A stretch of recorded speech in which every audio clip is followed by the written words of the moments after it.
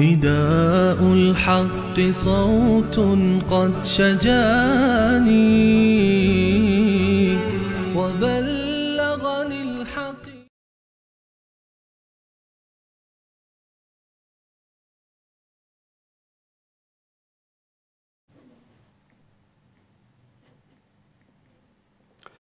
بسم الله الرحمن الرحیم. الحمد لله رب العالمین و الصلاة و السلام علی سید الانبیاء و المرسلین حبیبنا محمد و علی آله و صحبه اجمعین. بینندگان عزیز و گرامی، سلام الله علیکم و رحمته و برکاته. در خدمت شما عزیزان و بزرگواران هستیم با قسمت دیگری از این برنامه شما عزیزان، برنامه تماس مستقیم.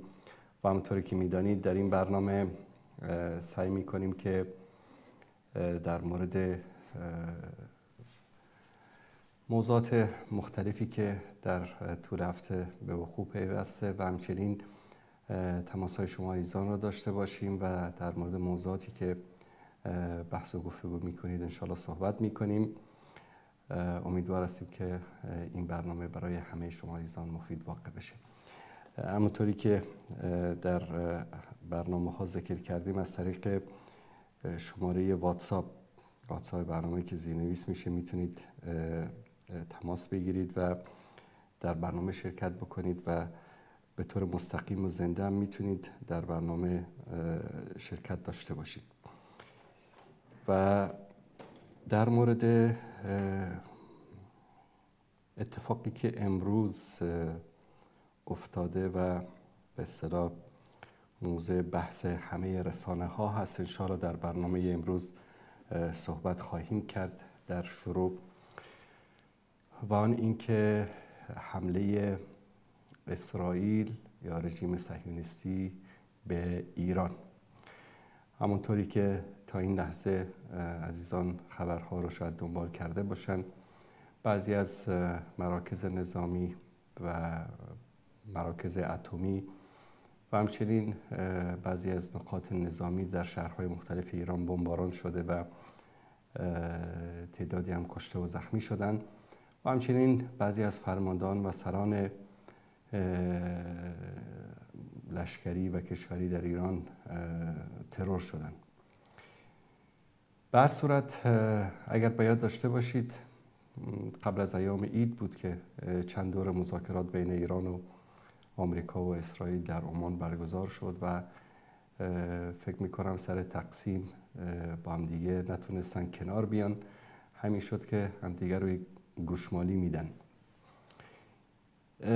در مورد این موضوع از دیدگاه شرعی و اسلامی و از دیدگاه اهل سنت میخواییم صحبت بکنیم، نه با احساسات و عواطف. نخستین که در این جنگ به قول مسئله عربی است، میگه که لا ناقة لنا فیها ولا جبل. در این جنگ نه برای ما شتر ماده ای است نه شتر نر. یعنی این جنگی که بین اسرائیل و ایران رخ داده ربطی به مسلمانان و اهل سنت نداره. اولا همه میدونیم که امت اسلامی در اسارت حکام ظالم و ستمگر قرار دارن که اکثر اونها خودفروختهایی هستن که مزدور و نوکر بیگانه هستن و از خودشون استقلال و قدرت تصمیم گیری در مورد قضایای امت اسلامی رو ندارن. اما امت اسلامی بیدار است، مسلمانان بیدارن و از عادی ترین انسانی که در کوچه و خیابان شما در کشورهای مختلف رو ببینید تا علما، دانشمندان و عموم مسلمانان بیدارن و از قضایا آگاهن و امت اسلامی یک امتی بیدار است. گاهی اوقات اسیر پنجه های تواغیت و ظلم و ستم قرار میگیرن، اما امت بیدارن و این حرکت هایی رو که شما در مصر، در ترکیه، در تونس، در الجزایر، در مغرب، حرکت هایی که برای دفاع و نصرت و کمک و یاری رسانی به مظلومان در فلسطین آغاز شده رو شاید دیده باشید. گرچه رسانه ها سعی میکنن که اینها رو پوشش ندن و اینها رو اصلا تبارز ندن، اما این نشان دهنده این است که در این امت خیر هست و این امت بیدار است و این امت همچنان به آن اصول و ثوابتی که در قرآن و سنت برای مسلمانان بیان شده است پایبندند. و اینکه کشورهای اسلامی از ترس، بزدلی یا از اینکه در رأس آنها خائنین، ستمگران، نوکران کفار حکومت می‌کنند، نتوانستند به اهل فلسطین، به اهل غزه کمک بکنند، نصرت بکنند. این یک واقعیت است. و شاید بعضی در مقابل بگن خب مثلا حزب الله و یمن و ایران و بعضی از این کشورها حرکت هایی کردن. این حرکت ها اکثرا در چارچوب مصالح خودشون بوده یا بنابر دستوراتی که از رژیم آخوندی ایران می گرفتن و به خاطر اسلام و به خاطر اهل سنت و به خاطر مظلومان نبوده. چون اگر می بود باید در بدترین شرایطی که مردم مستضعف غزه قرار داشتن باید این حرکت ها صورت بگرفت. اما وقتی که مصالحشون در خطر افتاد، حرکت هایی کردن که بیشتر جنبه یک نوع تئاتر داره، یک نوع سناریویی که بین خودشون تنظیم کردن و یک بازی که فقط هدفش فریب دادن امت اسلامی است.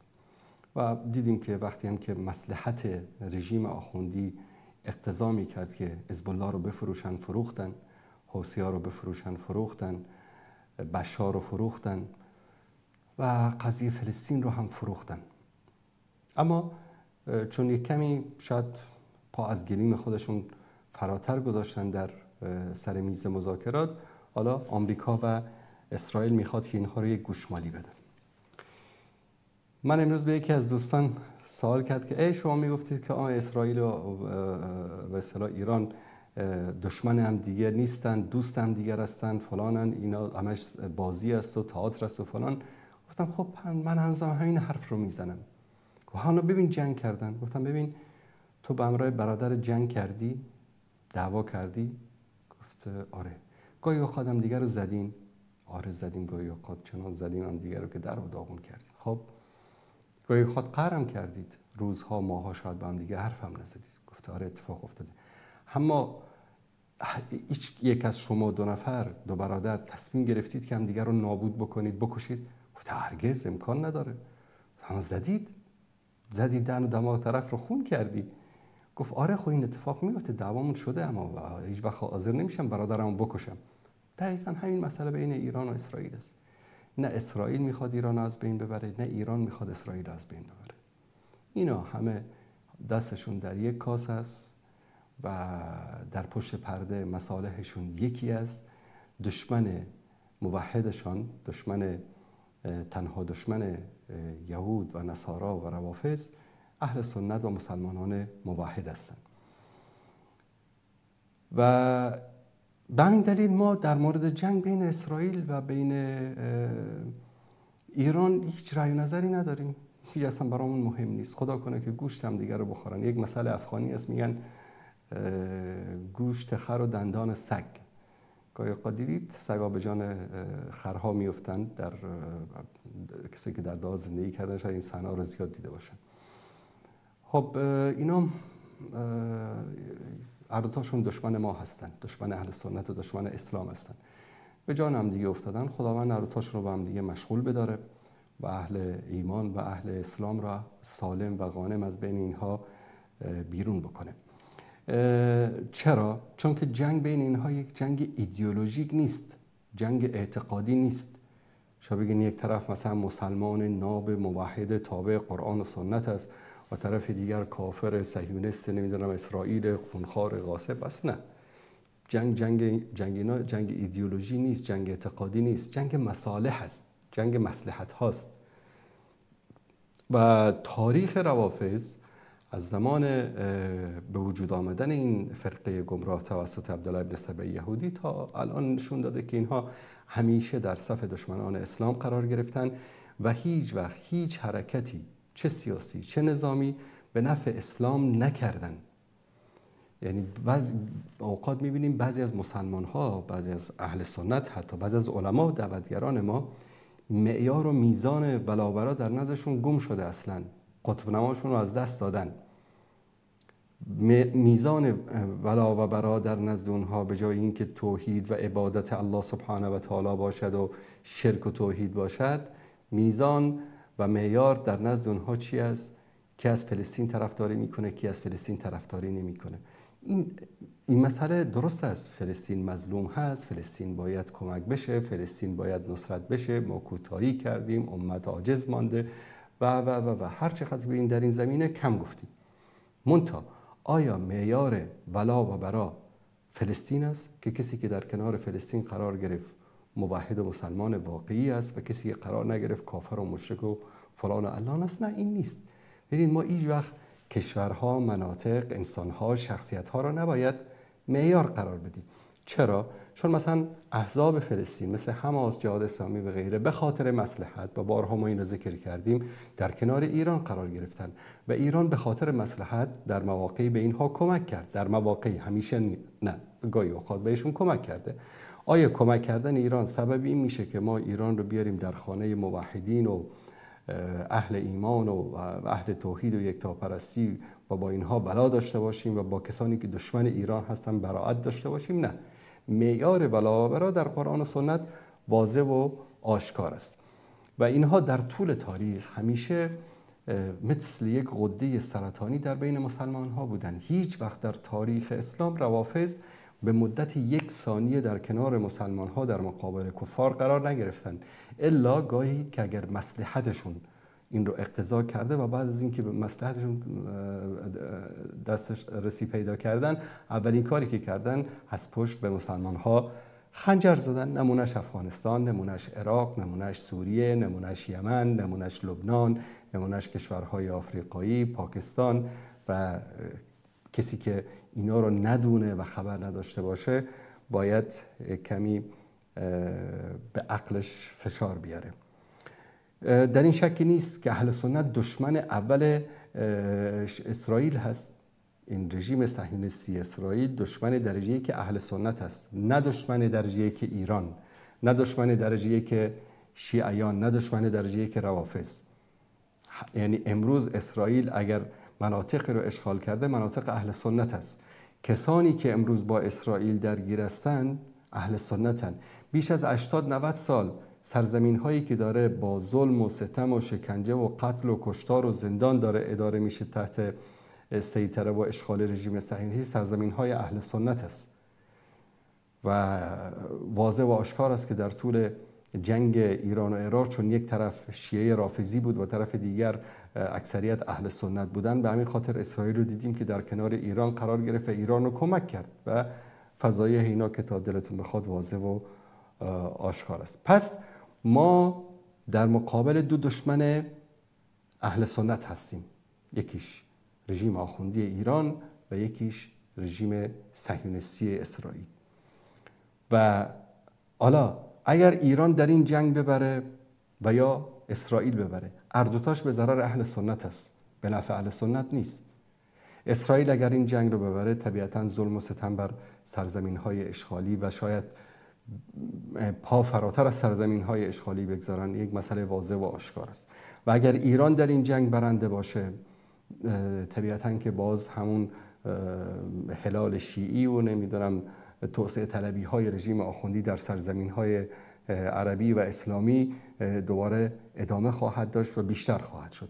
به همین دلیل هر کدوم اینا اگر در این جنگ برنده بشن به ضرر اهل سنت است، هیچ کدومش به نفع اسلام و مسلمان ها نیست. زیرا ایران از قضیه فلسطین به عنوان یک برگ برنده همیشه در مذاکرات در ساحات سیاسی و نظامی به خاطر مصلحت خودش استفاده کرده، نه به خاطر مصلحت امت اسلامی و حتی نه به خاطر مصلحت مردم فلسطین.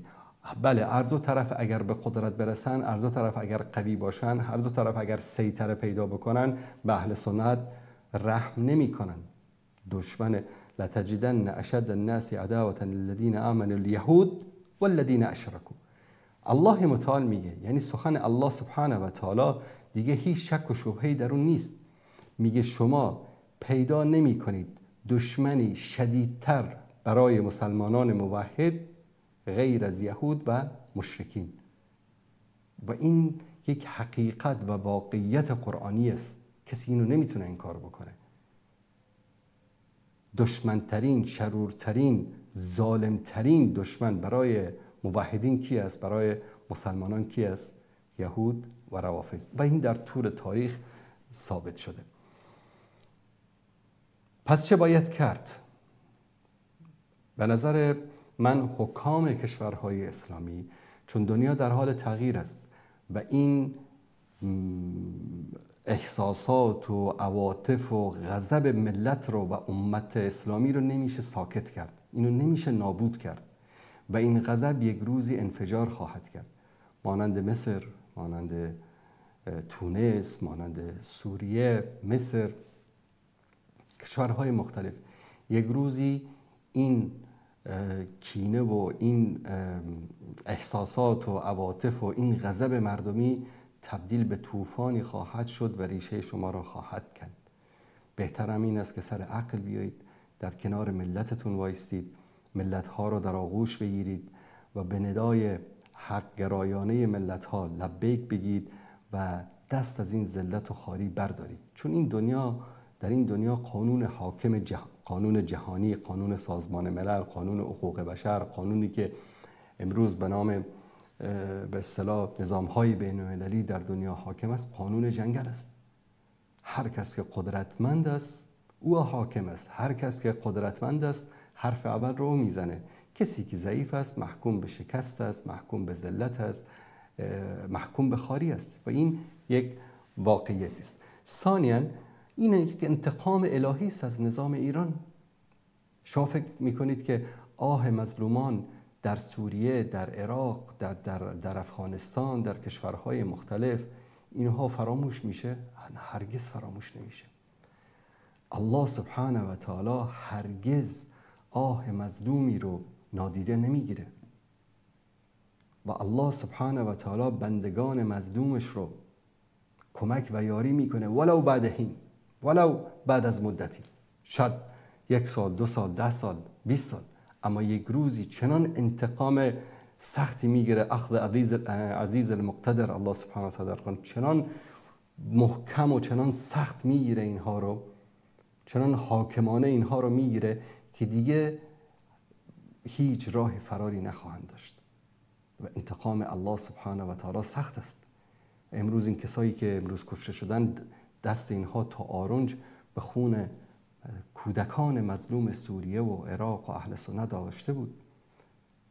10,000 هزار بلکه 100,000 هزار کودک و زن بیگناه رو در سوریه قتل عام کردن، در عراق قتل عام کردن به نام اهل سنت، به خاطر که سنی بودن، به خاطر که موحد بودن و اینها در چنان تکبر و غرور و غرش خودشون بودن که فکر میکردن که دنیا دیگه به کام اینهاست و هیچ تغییری نمیاد و این انتقام الله سبحانه و تعالی است. و ما هم دعا میکنیم که اللهم اضرب الظالمین بالظالمین، خداوند ظالمین را به وسیله ظالمین بزنه و از بین ببره. خوشحالیم، والله خوشحالیم از این که این جنایتکاران خوناشام امروز به دست یک جنایتکار و خوناشام دیگری از بین میره، اصلا خون پلیدشون هم به دست امت اسلامی ریخته نشه. و انتقام الهی است، انتقام الهی از نظامی که 40 سال در حق مسلمان ها ظلم و ستم کرده، غیر از تفرقه و اختلاف و عداوت و دشمنی چیز دیگری رو به بار نیاورده این نظام و این انتقام الهی است که الله سبحانه و تعالی داره میگیره. اللهم سلط الظالمین علی الظالمین و خرجنا من بین ایدیهم سالمین. الله سبحانه و تعالی ظالمین را بر ظالمین مسلط بکنه، هر دویشون رو نیست و نابود بکنه و مسلمان ها را سالم و غانم از بین آنها بیرون بکنه. این اتفاقی بود که امروز صبح افتاده بود و تا هنوزم جریان داره. امیدوار هستیم که الله سبحانه و تعالی شر کسانی که در پی ذلت و خواری امت اسلامی هستند از بین ببره، چه رافضی باشه، چه یهودی باشه و چه نصرانی باشه و چه منافق.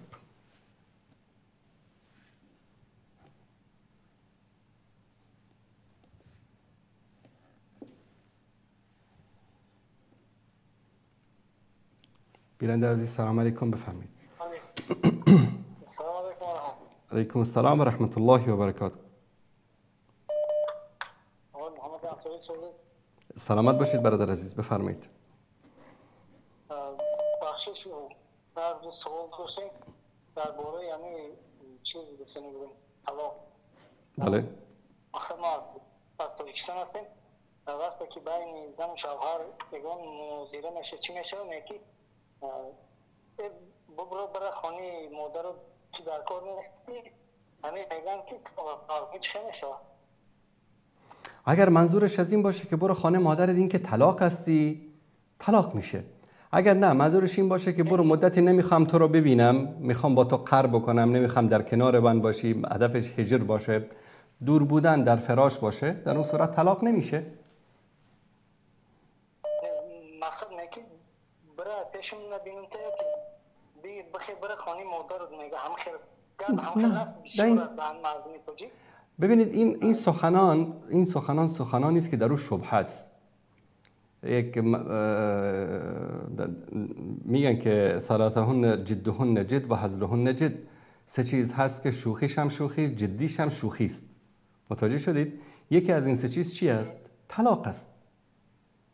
یعنی کسی به شوخی به زنش بگه که برو طلاقت دادم، طلاق میشه. نه بگه والله شوخی کردم. نه، شوخی نیست در اینجا. در مسئله زن و شوهری شوخی وجود نداره، چون الله سبحانه و تعالی در قرآن کریم تنها پیوندی رو که به نام میثاق غلیظ، یعنی پیوندی استوار و محکم ذکر میکنه، پیوند ازدواج است. و این شوخی بردار نیست که تو مثلا حیوانی نیست که از بازار بخری هر وقت موقع خاصی بفروشی، هر موقع خاصی از خانه بیرونش بکنی. پس نباید شوخی کرد تو این مسائل. جدیش هم جدی، شوخیش هم شوخی. کسایی که قسم به طلاق زیاد میخورن، آی بر من طلاق باشه اگر این کارو نکنی، این جایز نیست، این حرام است. این تو این مسئله زناشویی رو نباید که انسان اینقدر سبک بگیره که رفیقشو میخواد خونه طلب بکنه، دعوتش بکنه، والله اگر دعوتم رد بکنی زنم طلاق باشه. نه، این غلط است، این اشتباه است. یا اینکه کوچکترین دعوایی صورت میگیره، پاشو برو خونه پدرت، این غلط است. الان بعضیا بعد 2 دقیقه بعد پشیمان میشن، والله من جدی نبودم، شوخی کردم. انسان خودش میدونه که جدی بوده یا شوخی کرده. اگر واقعا هدفش از گفتن این کلمه این باشه که برو طلاق هستی، طلاق واقع میشه، دوباره باید رجوع بکنه. و اگر یک عادت ماهانه گذشته باشه باید چیز بکنه، دوباره نکاح بکنه.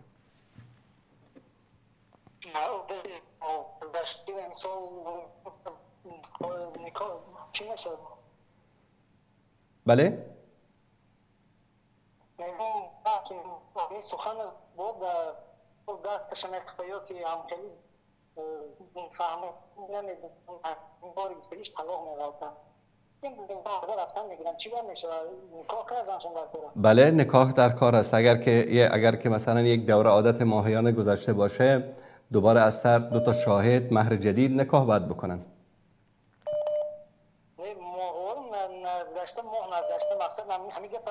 دوباره میتواند رجوع بکند، هم بستر میشوند، رجوع میکنن، خلاص تمام، قضیه تمام میشه، نیاز به نکاح نیست.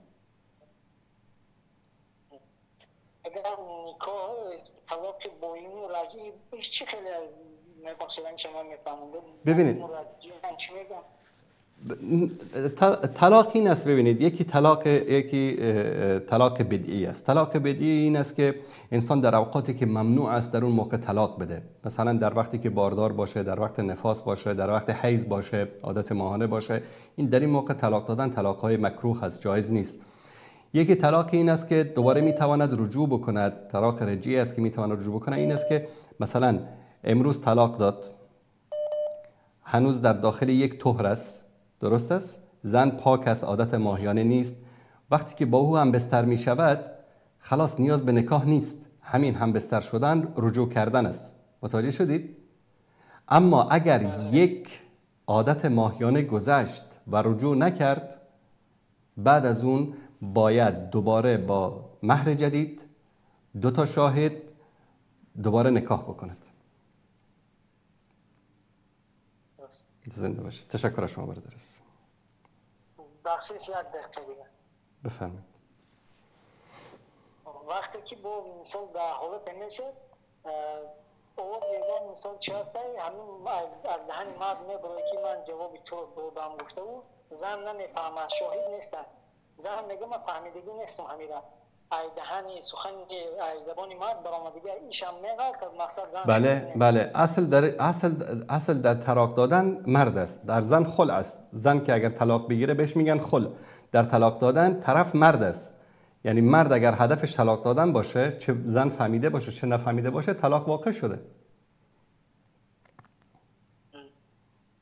بعد سوال پیشنهادی که دو مقصد میگه که برو خونه و چاد بره مثلا بود با موبایل چولتن بو هم خیلی باینشون نفهمیشه همین که مثلا که در اکثریت مردم هسته ممکن یک هفته 3-4 بار همین گپ هم میگن. درست. غلط است. این عادت رو باید گم بکنیم برادر عزیز. این عادت باید گم بشه از جامعه. درست نیست. مقصد هر یک باره که برو خانه و چاد بره به همون حالت قبل بچه هر یک بارش طلاق نگالده. اگر هدفش طلاق باشه بله. 3 بار کشید دیگه نکاح کردن نمیتونه باشه. من 3 دفعه کشید. بله. اگر 3 جلسه پی در پی شد نمیتواند دوباره چیز بکند. 3 طلاق میشود. رحمت سلامت باشید. زنده باشید. تشکر از شما.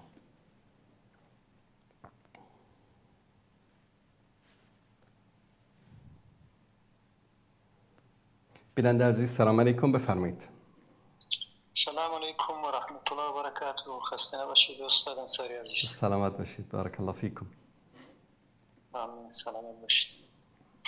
من نیز خوشحالم از اینکه رژیم یهودیان جنایتکار سگ دست پرورده خودش رو در کشور ایران امروز تعدادی از آنها رو قتل عام کرد، چون که واقعا این اشخاصی که امروز سران سپاه این رژیم جنایتکار به قتل رسیدن، کشته شدن، واقعا دستشون به خون جوانان و فرزندان مردم ایران و حتی افغانستان، عراق و سوریه و یمن و اینا نیست و فلسطین همچنین و لبنان همچنین آلوده بود. و همچنین که شما اشاره کردید، منم دوست دارم که اینها همدیگر رو تکه پاره بکنن بلا نسبت مثل یک سگ هار، چون که واقعا اینا همونطور که شما اشاره کردید الله سبحانه و تعالی اشاره کرده که یهود و این مشرکان دشمنان سرسخت ما مسلمانان هستند و من خودم از کشور ایران هستم، از ملت کرد ایران. چه جفا و ظلمی که در طول این 46 سال این شیعیان جنایتکار، این رژیم دست نشانده یهود و نصارا در کشور ایران سر ما ملت کرد نیاوردن، نه تنها ما بلکه ملت بلوچ، ملت ترکمن و همه مردم ایران. هر کسی که در کشور ایران ادعای حقوق خودش رو کرده باشه، این جنایتکاران به هر طریقی که شده اون رو نابود کردن، کشتن، زندانی کردن، شکنجه کردن، آواره کردن. درست. اکنون من آواره شدم به خاطر جنایت این رژیم و همچنین از دور من میدونم و میشناسم اشخاصی که اگر اشاره‌ای داشته باشن در سخنانشون به نفع این رژیم، من دوست دارم اینان رو بکوبم. چطور بکوبم؟ لااقل این که مثلا بیام سخنانشون رو نقل کنم، گرچه که خیلی دوست دارم مستقیم با خودشون ارتباط برقرار کنم، ولی چون که من میدونم دزنشانده هستن اجازه نمیدهن، اجازه نقد رو نمیدهن. همونطور که همین رژیم جنایتکار به ما مسلمانان نه در داخل نه در خارج اجازه نمیده که سیاست‌های کثیف اونا رو، جنایت‌های کثیف اونا رو نقد بکنیم. بله. و اگرم ما اقدامی کردیم، روشنگری کردیم، خب اون قدرت داشته تونسته در داخل و خارج به ما دسترازی بکنه یا زندانی بکنه یا بکشه به هر طریق. من از اینجا خواهشیم از ادمین محترم شما دارم که لطف کنن پیجی که مال من هست به اسم من اونو از محدودیت در بیارن، زیرا که من یک جلسه در برنامه شما کامنت نوشتم علیه اون امام جمعه هایی که از طریق این رژیم جنایتکار گماشته شدن. این اشخاصی هستن که امروز کمک میکنن این رژیم پست در قدرت بمونه. چرا که کمک میکنن؟ واقعا فقط برای بقای خودشون. درست. یا از نفهمی، ولی من احتمال کم میدم که از نفهمی این کارو بکنن، چون که واقعا به باور بنده ایمان برای اونها واضح شده، یقین و ایمان برای اونها واضح شده. یعنی اینا اگر امروز از این رژیم جنایتکار حمایت میکنن، واقعا کفر به طاغوتشون کنسل شده، کفر به طاغوتشون الغا شده. واقعا اینا از کفر به طاغوت برگشتن، بلکه در پشت طاغوت هستن و فقط الله سبحانه و تعالی باید به داد این جنایتکاران برسه. قیام ژینا رو همین اشخاص خونسا کردن استاد انصاری. اگر اینا نبودن، البته لطف الله همیشه شامل حال مردم میشه به شرطی که مردم نیز با الله سبحانه و تعالی باشه، یعنی اینکه همه چیز در تقدیر الله سبحانه و تعالی است. ولی من باور دارم اگر گماشته شده های این رژیم جنایتکار نبود، اکنون مردم میتونستن به راحتی از این رژیم جنایتکار عبور بکنن و لازم به این نبود که مثلا رژیم جنایتکاری مثل این یهودیان بیان کشور ایران رو به هر صورت مورد تجاوز قرار بدن یا بمباران بکنن. ولی باز من خوشحالم که این سران جنایتکار سپاه به دست این رژیم جنایتکار یهودیان کشته شدند. الله سبحانه و تعالی همه این کشته شدگان رو با خمینی ملعون محشور بکنه، قبل از اون با ابن سبع یهودی و بعد با کسانی که در طول تاریخ بشریت کفر کردن، شرک کردن، ظلم کردن و مسلمان کشی و مظلوم کشی کردن. آمین. ممنون از فرصتی که به من دادید. سلامت باشید. سلام علیکم و رحمت الله و برکاته. دوستان عزیز، در اتاق فرمان اشاره میکنن که صدا در یوتیوب ضعیف هست، این را اگر یک کنترل بکنن یا مشکل از دوست عزیزمان هست. همچنین کسانی رو که مسدود کردن در یوتیوب، دوستان عزیز لطف بکنید همه رو امروز آزاد بکنید از بلک لیست.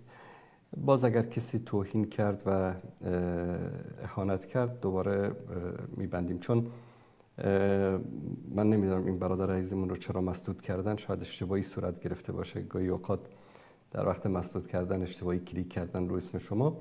اما دوستان عزیزی که پشت صحنه هستن لطف بکنن همه کسایی رو که در بلک لیست هستن دوباره آزاد بکنن و یک فرصتی میدیم. اما کسی اگر باز دوباره توهین و اهانت کرد دوباره در بلک لیست قرار خواهیم داد.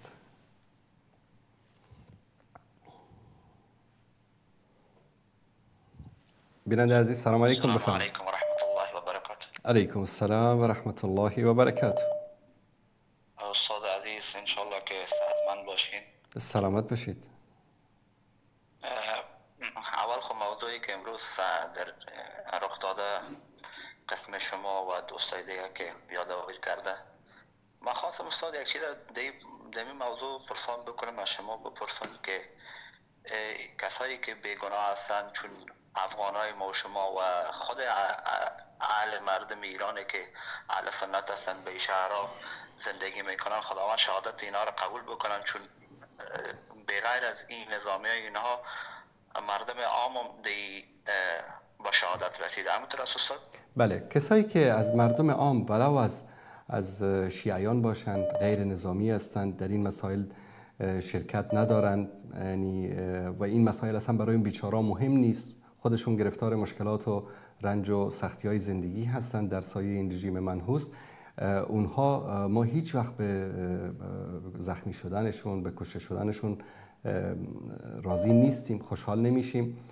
و حتی غیر مسلمان، یهودی باشه، نصرانی باشه، غیر نظامی باشه، در جنگ شرکت نکرده باشه و در جنایت شرکت نکرده باشه، هیچ مسلمانی در کشته شدن، آواره شدن و زخمی شدن او خوشحال نمیشه.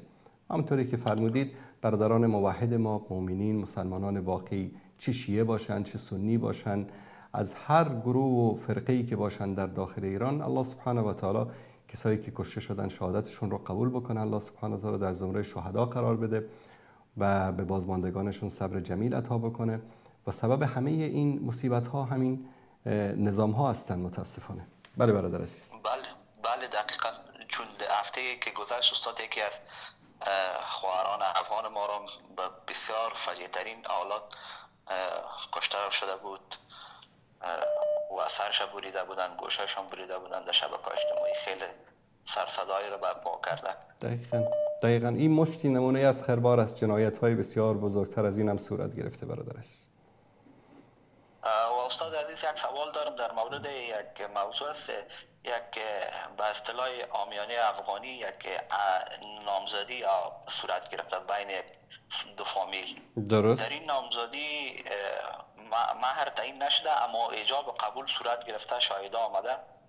حال امو دختر بعد از 8 ماه 9 ماه امو پسر قبول نمیکنه و اینجا دو فامیل با هم گفتگوهای دارن که مصارفی که در نامزدی شده این لحاظ شریعت استاد عزیز ای چی میشه؟ ای باید یک معلومات اگر بتین. اصل در نکاح، بله، اصل در نکاح که شروط نکاح این است که 2 نفر شاهد باید باشد. 2 نفر شاهدی که مشخصا، اما وقتی که این ایجاب و قبول در حضور مردم صورت گرفته باشد، مسئله شاهد، یک شاهد و 2 شاهد نیست، الان همه شاهد هستند. پس این نکاح یک نکاح شرعی و درست است. مثلا در یک اتاقی بوده 30 نفر حضور دارن، درست؟ دخترم هست، بچه‌م هست. آمدن گفتن که خب پدر دختر گفته که من دخترمو به حق نکاح به نامزدی این جوان درآوردم و این جوانم قبول کرده و دخترم قبول کردن، هر دو تاشون اعلان رضایت کردن و جمعی که در اتاق هستن همه شنیدن، شاهد بودن، درست؟ بله. و این نکاح هست. این نکاح هست. یعنی اما این که مهر تعیین نشده، این یکی از به اصطلاح شروط نکاح رو زیر سوال میبره، به خاطر اینکه مهر تعیین کردن یکی از شروط نکاح هست.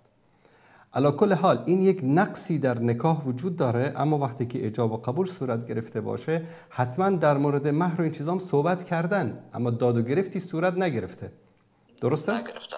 بله. بله.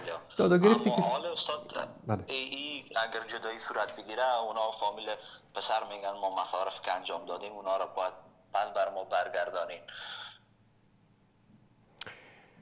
والا از نگاه شرعی همچین مصارف، در مورد مصارف من والا نمیدونم چی بگم. در مورد مهر اگر می بود، آره مهر را حق داشت که طلب بکنه، چون قبل از اینکه هم بستر بشن و طرف خلع کرده، یعنی اون نکاح رو فسخ کرده طرف مقابل، در این صورت مهر رو باید برگردونن. اما در مورد مصارف، یعنی کسی اونا رو مجبور کرده بود که این مصارف رو بکنن یا خودشون کردن؟ نه دیگه هر دو طرف استاد مصارف کرده و فامیل دختر میگه ما از مصارف یا خود از هم میگیش، یعنی تیر هستیم چون نمیخواد دختر ما زندگی بکنه به این مدت که سپری شده، از خوی خواص یک هم دیگر آشنا شدن نمیتونه همراهش زندگی بکنه. پس یعنی به اون به اصطلاح عامیانه افغانی ای به او خلاص، یعنی مصرف اینها به مصرف اونا تمام دیگه، کسی چیزی طلب نکنه بهتر است. اما به فامیل پسر میگن نه ما مثلا او یا شرعاً همچین حقی ندارن. شرعاً غیر از تقاضای مهر، اگر مهری داده باشن تقاضای طلب کردن غیر از اون رو ندارن، از نگاه شرعی ندارن. اگر تا به محکمه شرعی هم مراجعه بکنن ندارن، چون طرف مقابل هم خرج کرده، اینا هم خرج کردن، مسئله حیثیت و آبروی یک دخترم در وسط مطرح هست. به همین دلیل یعنی یک مطالبه شرعی نیست. درست است. فقط 40,000 افغانی در اول فامیل پسر برای دختر داده بود که بعض از چیزها را تهیه بکنن. اون فامیل دختر که هست میگه ما آماده هستیم که پیسه‌شان دوباره همون بله اونو باید برگردانن. این خودش مهر است دیگه، این خودش مهر است، برگردانن اونو باید برگردانن. اما در مصارف مهمانی و خوردنوش و اینها را حق ندارن طلب بکنن برادر است. اونا میخواین میگن ما تمام مصارف را کردیم اونا رو. نه همچین حقی ندارن. تشکر. سلامت باش استاد عزیز. من چند هفته قبل همراهتان صحبت کردم، گفتم که اولین بار همراهتان هم کلام میشم. اما شماره که شما گفتین من بعد از این به می شماره تمام گرفتم، اما متاسفانه که برای من نه جواب دادن نه شماره شما رو شخصیتان دادن برام. انشالله من شماره شما رو یادداشت میکنم، انشالله خودم تماس میگیرم با شما. تشکر. وقت خوش. الله حفظتان بکنه. سلامت باشین. السلام علیکم و رحمت الله. علیکم السلام و رحمت الله و برکاته.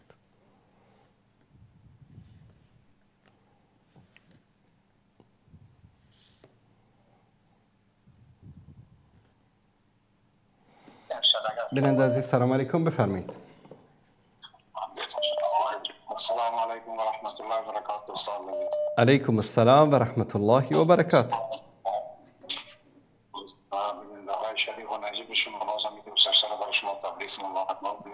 سلامت باشید. الله متعالفستان کنه. تشکر از شما برادر عزیز.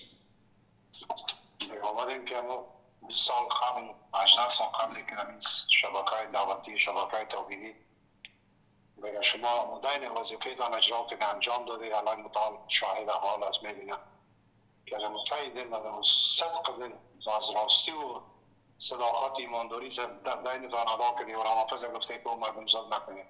سوریه چقدر یا جنایت کردنی این جنرالای ازی، مشاورین ازی، رافضیایی که رفتن در عراق با خاک خون کشیدن سوریه را سوار رسوندن 1 میلیون زیر خاک کردن، تکه تکه پارچه پارچه که با تیپ تروریستی فاطمیون و زینبیون و همین مشرکین نجس پلید الحمدلله که روز ظالم دیگه ظالم نکشه. این ظالم او ظالم، هر دو ظالم است، یکی از دیگه بدتر است. خداوند هر دوش در جهان نیست نابود میکنه. آمین. یعنی آمین. او طفلا او حالت سوریه یاد ما فراموش ما میشه. او مردم ما مسلمان افغانستان خو یک تعداد زیاد ما هیچ فراموش میکنه. ما چی ما افغانستان ما چی ما این چیزایی است که از آن بطور ساز محترم و شما بهتر معلوم است این کفر است. درست. وقتی درد یک مسلمان نداشته باشی احساس انما المؤمنون گفته نگفتن که تو افغانستانی هستی تو نمیفهم پاکستانی هستی این چیزا در اسلام حرام است. درست. ولی این ظلم و جنایت و این وحشت و این زندانی کردن اهل سنت تجاوز کردن این بلوچستان کردستان لردستان همه اهل سنت یا با خاک خون کشاندن. ولی امروز بلا سرشان حاضر شدن. این پس شدنی نیست. این بالاخره چاکند در چاس مزرم نسل ما شماست. خودشان چای خود کند. امروز میدید که بهترین انسان ها ابو سعد و کلانترین کسانی که اعتماد و اعتبار والایزا داشتن و الله طلوع میکرد خوب میکشتن مثل قاسم سلیمانی تروریست رافضی که سوریه را با خواب خون کشان. یک تا سال سنت میگه تو سوری سی میگه بکشش گوش بکش سیگارش بکش. ولی امروز الله متعال ما با چشم گناهکار خود میبینه. استاد عزیز ظالم و با ظالم برابر کردن. یعنی خوش باشه مسلمان باید طرفداری نکنه. از هیچ گروه نمیتونه ما طرفداری کنه استاد عزیز. نه دی رافضیای مشرک ظالم دشمن ابوبکر و عمر و صحابه و امهات المؤمنین و نه عزیز صهیونیستای خبیث لعنتی تروریست. ما شما فقط طرف حق باشیم. هر جایی که حق است امور خداوند پیروز بگردانه. و این بلا امروز سر خود از یاد نازل شد و 20 سال شما دعوت که دوستان عزیز گفتن که او رافضی ها و مردم دین ناچر است نه باطل است پیروی نکنید این ساختگی من در آوردی این دین ابن سبی یهودی است ولی قبول نکردن. امروز میبینن دعوتشان مردم ایران ما برای شما ملت ایفایی ایران میگم از این دین از این عقیده بگذارید و پس به اهل سنت که بابا گذشتانتان بود گذشته های ما شما بود با اون موحد بودن موحدین بودن در توحید بودن اهل سنت و جماعت بودن 400 سال قبل این صفویای نسل پدید آمدن ایران با خاک خون و عقیده‌اش تغییر دادن. معنی پیام ما استاد عزیز بازم جزاکم الله خیر. سلامت باشید. این برنامه‌های شما الله متعال ما با سلامت باشید. مقام جنت برای شما و آمین آمین. برای شما هم برادر عزیز. سلامت باشید. الله متعال شما را دوست بداره. تشکر شما برادر عزیز. تشکر شما. تشکر میکنیم از این برادر رئیسمون و تقریبا همه کسانی که در بلک لیست بودن من همه رو از بلک لیست برداشتم.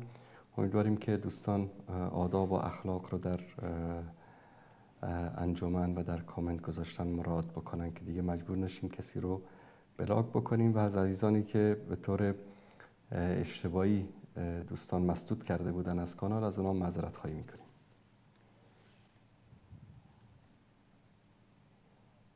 بیننده عزیز سلام علیکم بفرمایید. السلام علیکم و رحمت الله و برکاته. علیکم السلام و رحمت الله و برکاته.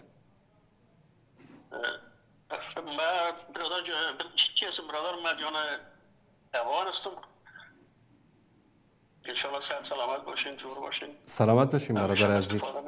الله متعال استان کند. بفرمایید. سلامت زنده باشین. من یک سوال داشتم اگر لطف کنید راجع به سوره یاسین آیه 8. بله. اگر کدام تفسیری هست لطف کنید برام و اگر کدام مدرس هست برام بتین چون ما با اکثرا به دوستان اینجا چی هستیم به تماس هستیم گاهی یک سوال پیدا میشه و خواستم شما را سمت بتون. چه اشکالی هست چه سوالی در مورد آیه 8 سوره یاسین هست میتونید بفرمایید؟ به خاطر که من یک تفسیر کسی برای من گفت که وقتی که رسول اکرم صلی الله علیه و از مکه به مدینه چی میکنن یعنی سفر میکنن و در راه پروردگار قربانشان میگیره و اونها را از عقب پشت و راست و پس اینا را چیز میکنه به حساب، یعنی باعث حساب میشه که چی میکنه رسول اکرم صلی الله علیه و آله نبینن و کفاره که راه را گرفتن اونا به حساب باعث شوه که نبینن چی به حساب رسول اکرم صلی الله علیه و آله. باشه چشم، در این مورد صحبت میکنیم. سلامت باشین، شب و روز بخیر. سلامت باشین. در مورد این از تفسیر میسر من خدمت شما در اینجا نشون بدم.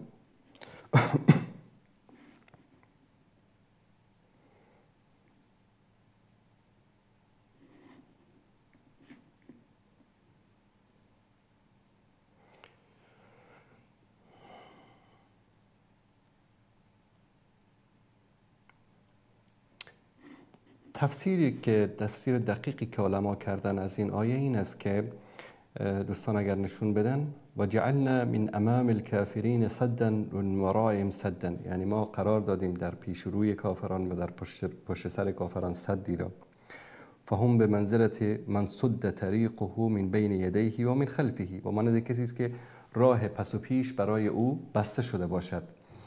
فعمینا ابصارهم، چشمانشان را کور کردیم، به سبب کفرهم و استکبارهم، به سبب اینکه کفر ورزیدن و تکبر ورزیدن. فهم لا یبصرون رشدا، اینها راه حقیقت را نمیبینن، چون الله سبحانه و تعالی میگه که ان الله لا یغیر ما بقوم حتی یغیروا ما بانفسهم.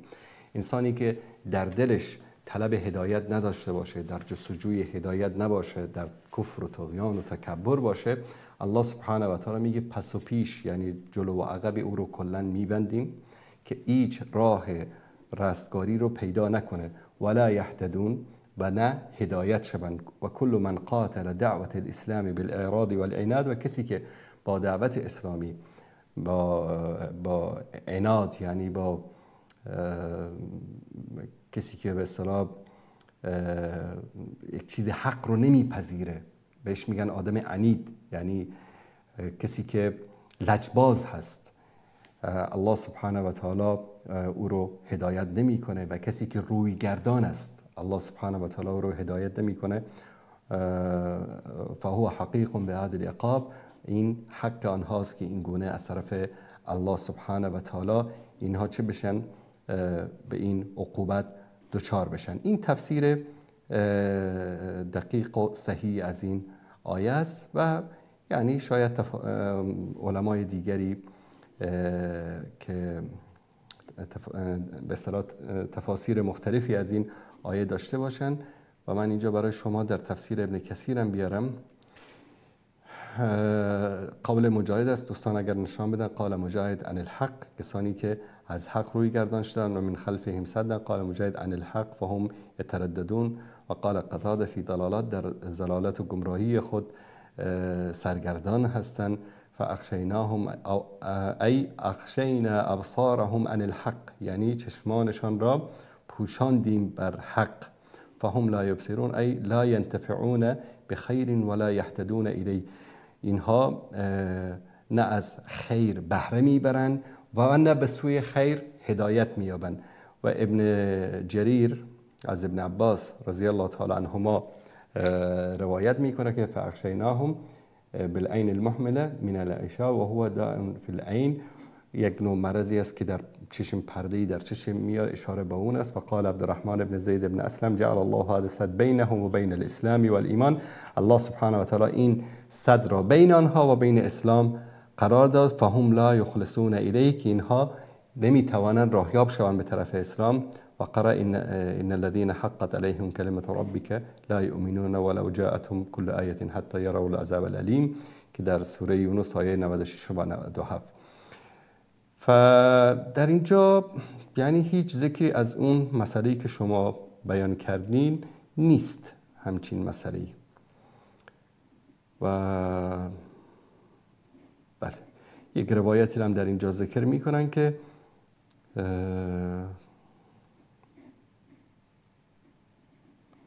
نه، اون مسئله‌ای که شما ذکر میکنید در اینجا در تفسیر ابن کثیر هم بیان نشده دوست عزیز.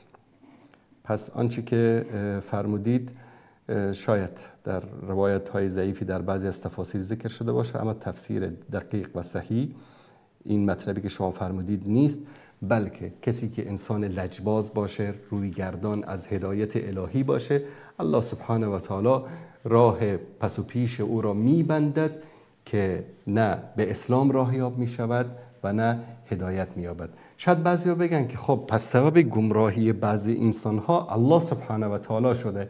نه، این گونه نیست.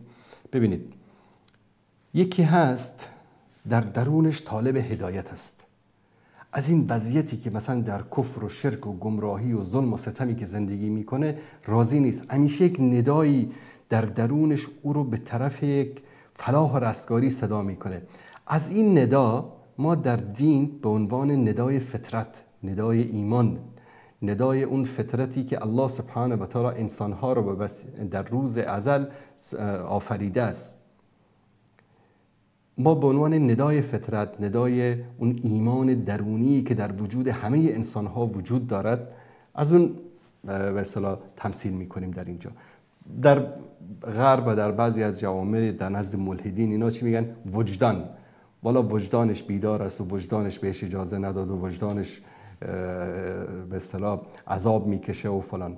اما ما میگیم فطرت سالم، اما فطرتی که الله سبحانه و تعالی بر اساس او انسانها را ساخته. و این فطرت سالم همونطوری که در قرآن کریم میگه فالهمها فجورها و تقواها، الله سبحانه و تعالی در درون ما این رو قرار داده. و در سوره انسان هم خیلی واضح بیان میکنه هل اتى علی الانسان حین من الدهر لم یکن شیئا انا خلقنا الانسان من نطفه امشاج نبتلیه فجعلناه سمیعا بصیرا انا هدیناه السبیل فاما شاکرا و اما کفورا. ما برای انسان گوش دادیم، چشم دادیم، راه را بهش نشان دادیم، حالا اختیارم بهش دادیم. راه حق این است، راه باطل این است. وقتی که این انسان با عقلش، با اوشش، با چشمش دیده، شنیده، با اختیار خودش راه باطل رو انتخاب میکنه، این انتخاب خودش است. الله رو مجبور نکرده که تو حتما باید بری به راه باطل. وقتی که راه باطل رو انتخاب کردی، خداوند انسان رو عذاب میکنه. عذاب از چی است؟ که راه هدایت رو بر او میبنده، چون در درونش یعنی میلی به طرف هدایت نیست. همون آیه‌ای که ذکر کردم ان الله لا یغیر ما بقوم حتی یغیروا ما بانفسهم، خداوند حالت هیچ قومی رو تغییر نمیده مگر اینکه خودشون از درون خودشون رو تغییر بدن. تو از درونت وقتی طالب هدایت باشی، الله سبحانه و تعالی راه هدایت رو بهت باز میکنه. وقتی از درون طالب فسق و فجور و فحشا و ظلم و ستم باشی، الله سبحانه و تعالی غرقت میکنه در همین چیزا. و من یعنی همیشه نصیحتم به دوستان این بوده که در تفاسیر آیات از تفاسیر معتبر استفاده کنید. تفسیر ابن کثیر، تفسیر میسر، از تفاسیر جدید مثلا تفسیر جامع البیان، تفسیر تبیان، اینا تفاسیری است که قابل اعتماد است. البته جامع البیان شیعه نه، جامع البیان اهل سنت. تفسیر تبیان یکی از بهترین تفاسیر اهل سنت است. دوستان عزیز، از دکتر عبدالقدوس راجی رحمت الله علیه تفسیر بسیار زیبایی است، تفسیر دقیق است و یعنی تفاسیر آیات که ذکر شده همه از مصادر صحیح است، خود قرآن و سنت رسول الله صلی الله علیه و آله و سلم است. و بقیه تفاسیر ببینید، شاید بعضیا بگن پس این همه تفاسیر وجود داره. حالا مثلا در کتابخانه خودم اگه خدمتتون نشون بدن، شاید من تنها از تفاسیر اهل سنت شاید بیش از 30-35 تفسیر داشته باشم. پس این تفاسیر رو چرا علما و دعوتگران دارن؟ ببینید، تفاسیر به شکل تخصصی نوشته شده. یک تفسیری است صاحبش زیدی است، شیعه زیدی است، اما در باب لغت عرب علما از تفسیر استفاده میکنن. تفسیر دیگری جنبه به اصطلاح تاریخی تفسیر رو بیشتر اهمیت داده. تفسیری اومده تفسیر قرآن بالقرآن کرده، تفسیر قرآن به سنت شده. بعضی تفاسیر به رأی است، علما اومدن رأی خودشون رو هم در لابلای تفسیر اضافه کردن. بعضی از تفاسیر خود مفسر از نگاه اعتقادی مشکل داره، یعنی در مذهب یکی از طرق که جزء اعتقاد صحیح اهل سنت نیستن، اما در یک بابی واقعا تخصصی پیش رفته، مثلا در باب رد شبهات. من با یک مفسری از نگاه اعتقادی باش مشکل دارم، بعضی از موارد، مثلا در مسائل اسما و صفات مشکل داره، من در این باب هرگز تفسیرش رو مطالعه نمی کنم. علاقه هم ندارم به بحثایی که در مورد اسما و صفات خواستن، بحثای منطقی و فلسفی که داره، ابداً. لکن در باب رد شیعه، مثلا در باب رد ملحدین، ماشاءالله تفسیرش یعنی از بهترین تفاسیر است. به خاطر همین از تفاسیر مختلف تنها علما میتوانند استفاده بکنن و کسانی که با علوم تفسیر آشنایی داشته باشند، با مذاهب مفسرین آشنایی داشته باشند. برای عموم مردم تفاسیر معتمدی که از نگاه اعتقادی مشکلی نداشته باشه، از نگاه روایات مشکلی نداشته باشه، از این تفاسیر باید استفاده بکنن. به طور مثال تفسیر انوار القرآن که به فارسی هم نوشته شده، یک از تفاسیر خیلی جالبی بود که حدود شاید 10-15 سال پیش جناب دکتر عبدالرؤوف مخلص از هرات نوشته بودن.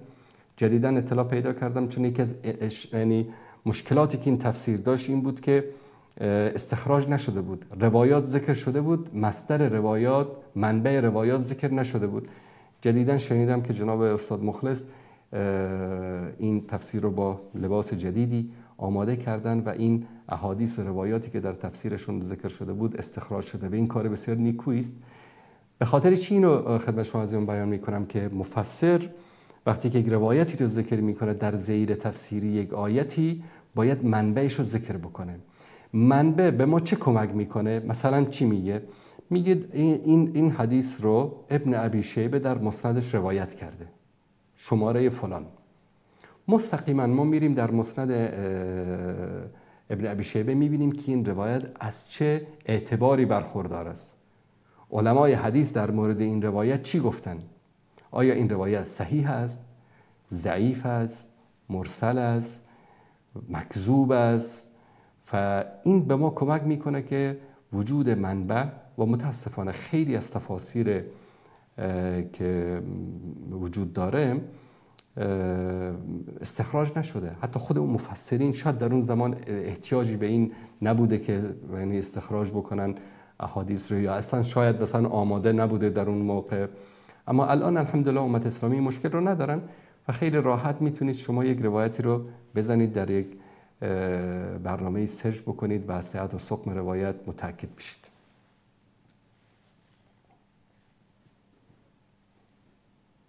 بیننده عزیز سلام علیکم، بفرمایید. بیننده گرامی بفرمایید. سلام و رحمت الله و برکاته. بله بفرمایید. سلام باشه بزرگوار. بسیار زیاد معذرت میخوایم استاد، از شما معذرت میخوایم، از بیننده‌تان معذرت میخوایم به خاطر که تماس گرفتم. خواهش میکنم. من باید دیر ما تماس میگرفتم به خاطر که این موضوع اسرائیلی ایران است. هر گپ از خود جای و مکان داره و دیر باده که در این مورد سوال کنم بازم مزه بحث هم نمی باشه استاد. درست. نگاه استاد محترم، من در مورد انقلاب اسلامی ایران برای بار دوم سوال دارم. بله. و قبل از سوال استاد عزیز، هر مسلمانی را باید قبول بکنه که مزدور جایش در باطلدانی است. وقتی که مزدوریش تمام شد، پروژهش تمام شد، در باطلدانی پرتاب میشه. ما دیدیم در عراق، دیدیم در افغانستان، دیدیم در سوریه، دیدیم در همه جای دیدیم.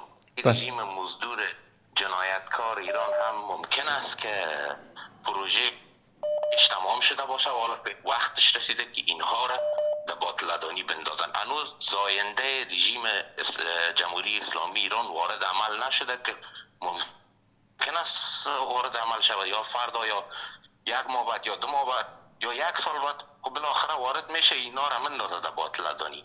ولی ما استاد در مورد انقلاب اسلامی برای بار دوم سوال دارم. فکر نمی‌کنی استاد وقتی این آخوندا را گرفتن به باطلدانی پرتاب کردن، در ایران یک ظلم و ستم خونریزی کنترل شده را برام اندازن، خیلی جنایات بسیار وحشتناک بدتر از سوریه به خاطر امام زمان و او یک دفعه باز در مساجد همین ملای امامای شیعه تبلیغات خود شروع کردن که تا که امام زمان ظهور نکنه ایران به صلح نمیرسه.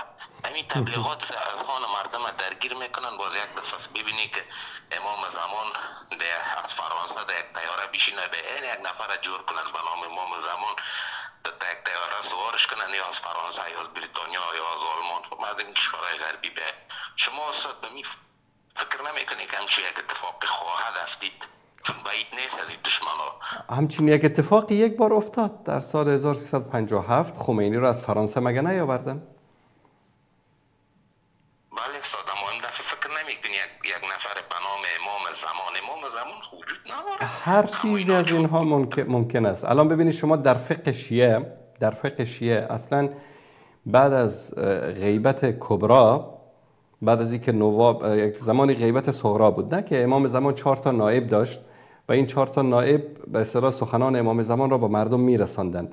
بعد از اون امام رفت در غیبت کبرا. طبق روایات شیعه تا وقتی که امام زمان خودش ظهور بکنه نه نائبی داره، نه اسمی از او باید گرفت، نه حکومتی باید تشکیل داد. اما اینا آمدن کل مذهب شیعه را عوض کردن، تحریف کردن، آمدن حکومت تشکیل دادن و بعد از او گفتن که ما نائب بر حق امام زمان هستیم. پس از اینها هر چیز توقع میره که اینا انجام بدن. استاد عزیز زنده باشی، سلامت باشی. خب ما شاید عمر کنیم یا شاید عمر نکنیم، ولی آیندگان از دنیا هست استاد عزیز. همین موقف مسلمانان چی باید باشه استاد؟ این مسلمانان را شما خوب یک نصیحت و چون نمیون سر وقت است، چون ما را باز آمی اسرائیل معرفی نکنن که اسرائیل با ما هیچ ربطی نداره، دشمن ابدی ما، دشمن قسم خورده ماست، گذشتگان ما با اینا در جنگ بودن، ما هستیم و آیندگان همچنان هستن. بر سر ما ختم نشه استاد. موقف اومد چی باشه استاد؟ در زمانه که امام زمان از فرانسه در طیاره بیاید. دیگه وقتتان خوش، معذرت بازم میخوایم استاد. خدا نگهدار شما. باشید، سلامت باشید. الله تعالی استان کنه. یکی این که وظیفه امت اسلامی در زمانی که امام زمان ساختگی اینها ظهور میکنه چی است؟ و یک حقیقت دیگر هم به شما بگم که اگر امام زمان واقعی هم اگر ظهور بکنه، اولین کشوری که با او مبارزه میکنه و وارد جنگ میشه کی است؟ همین حکومت آخوندی ایران خواهد بود. ببینید در زمان فتنه ها ما اولا باید متمسک به قرآن کریم باشیم. تمسک به کتاب الله بزرگترین ریسمانی است که مؤمن و مسلمان را در زمان فتنه ها از گمراهی و ضلالت دور میکنه. الله سبحانه و تعالی میفرماید که ان هذا القرآن یهدی للتی هی اقوم. این قرآن شما را به راه استوار، راه پایدار راهنمایی میکنه. و یبشر المؤمنین الذین یعملون الصالحات ان لهم اجرا کبیرا. و بشارت میده به اون مؤمنینی که اعمال صالح انجام میده که برای آنها اجر و پاداش بزرگی است. رسول الله صلی الله علیه و سلم در حدیث صحیح میفرمایند که ترکت فیکم ما لن تضلوا ما تمسکتم بهما کتاب الله و سنت رسوله. من در بین شما 2 چیز رو گذاشتم. حالا در روایاتی کتاب الله و اطرتی هست، کتاب الله و سنتی، و در روایتی کتاب الله و اطرتی هست در اونجا متابعت از اطرت نیست، متابعت از قرآن و رعایت اطرت است. حالا روایات دیگری در اون متابعت اطرت هم آمده که روایات ضعیفی است، این بحث طولانی است. اما آنچه که شیعه و سنی علی الرغم اختلاف روایات در او در کلیاتش شک ندارن این است که ما باید تابع قرآن و سنت باشیم. حالا تعریف سنت در نزد ما، تعریف سنت در نزد اونها فرق میکنه. سنت ما سخنان پیامبر صلی الله علیه و سلم که از طریق صحابه به ما رسیده و اونها میگن سخنان اهل بیت که از طریق به اصطلاح اصحاب اهل بیتشون. به خاطر میگم اصحاب اهل بیتشون چون اون اهل بیتی که اونها بهش اعتقاد دارن غیر از اهل بیتی است که ما بهشون اعتقاد داریم. تمسک به قرآن کریم و سنت رسول الله صلی الله علیه و سلم وسیله است که انسان رو از وقوع در فتنه ها دور نگه می‌داره. شما تصور کنید در مورد اشراط الساعه یک مطلبی رو میخواندم که در آخر الزمان وقتی دجال ظهور میکنه خیلی از انسانهای مومن هستن دچار فتنه میشن، میرن از او پیروی میکنن، فکر میکنن که مهدی این است، فکر میکنن که مهدی واقعی این است. و از این دجال های خود ساخته که الان امکان داره اینها هم بسازن یک دجالی به اسم مهدی، در طول تاریخ زیاد بوده. شما اصلا برید کتاب فرق شیعه رو بخوانید، هر امامی که میمرد بعد از مرگش 10 12 13 40 50 تا 60 70 فرقه ظهور میکردن. و همه اینها مردم رو به طرف چی دعوت میکردن؟ که من امام زمان هستم. مثلا حضرت علی فوت کرد، بعد از اون فرقه سبعیه ادعا کردن که علی مهدی است، نمرده، پس دوباره برمیگرده. امام حسن فوت کرد، فرقه ای آمدن گفتن که نه، حسن نمرده، مهدی است، دوباره برمیگرده. همین فرقه اسماعیلی که امروز می‌بینیم، اسماعیل کی است که اینا بهش میگن اسماعیلیه؟ اسماعیل پسر امام جعفر صادق است، مرد در زمان حیات امام جعفر صادق. اسماعیل به عنوان امام و جانشین تعیین شد، اما در زمان حیات پدرش از دنیا رفت. همین اسماعیلی‌ها چی گفتن؟ گفتن اسماعیل از بین نرفته، نمرده، این پرواز کرده رفته با آسمان و در آخر زمان برمیگرده. فرقه اسماعیلیه درست شد. فرقه ای آمدن بعد از مرگ امام حسین گفتن امام حسین که نمرده، اون یک کسی دیگه بود که گردنشو زدن، امام حسین و فرشته ها بردن در آسمان. همینطور فرقای مختلف از بین اینها جدا شده و هر کدومش هم ادعای مهدویت کرده. رسول الله صلی الله علیه و آله و سلم در حدیث صحیح که در مسلم روایت است می‌فرمایند که بادروا بالاعمال الصالحه، یعنی همیشه اعمال صالح انجام بدهید. اعمال صالح، قرائت قرآن، نماز، ذکر، دعا، متابعت از سنت. فستكون فتن كقطع اللیل المظلم، روزگاری خواهد آمد که فتنه ها مانند پارچه های شب تاریک پی در پی میرسد. مثلا شب داره میشه، در شروع یک کمی هوا تاریک میشه، بعد یک کمی بیشتر تاریک میشه. اذان مغرب که شد هوا به طرف مغرب رو نگاه بکنید، طرفی که آفتاب غروب میکنه هوا سرخ میشه، یعنی به شکل قرمز میشه، بعد آیسته شب تاری میشه، بعد شب سیاه تر میشه. وقت نماز عشا شب کلا سیاه است، نیمه شب کلا شب تیره و تاریک است، تا که کم کم طرف صبح دوباره هوا روشن میشه. چه جالب رسول الله صلی الله علیه و سلم این رو به تصویر میکشن برای ما که فستكون فتن كقطع اللیل المظلم، مانند پاره های شب سیاه پی در پی فتنه ها می آید. یصبح الرجل مؤمنا، طرف صبح مؤمن از خواب بیدار میشه، مؤمن از خواب بیدار میشه، نماز صبحش هم میخوانه، ذکرش هم میگه، مؤمن لا اله الا الله محمد رسول الله. و یمسی کافرا، شب که خانه برمیگرده کافر برمیگرده. در طول روز در یک روایت دیگری میفرمایند که یبیع دینه بعرض من الدنیا، دینش رو در مقابل بهای ناچیز دنیا میفروشه. صبح مؤمن از خونه خارج میشه، شب کافر برمیگرده. و یمسی کافرا و یمسی مؤمنا، شب مؤمن است، نماز شبش هم میخوانه، نماز عشا هم میخوانه، از کار قبل از نومم میگه، بلند میشه نماز تهجدش هم میخوانه، مؤمن است. و یصبح کافرا، صبح بلند میشه کافر. این زمان فتنه هاست. از یکی از علما پرسیدن که آیا ما در زمانی هستیم که رسول الله صلی الله علیه و سلم فرمودن که نگه داشتن ایمان مانند نگه داشتن آتش در کف دست است. شما فکر بکنید مثلا این پاره از آتش باشه، زغال گداخته باشه، آیا میتونید این رو در دستتون نگه دارید؟ نمیتونید.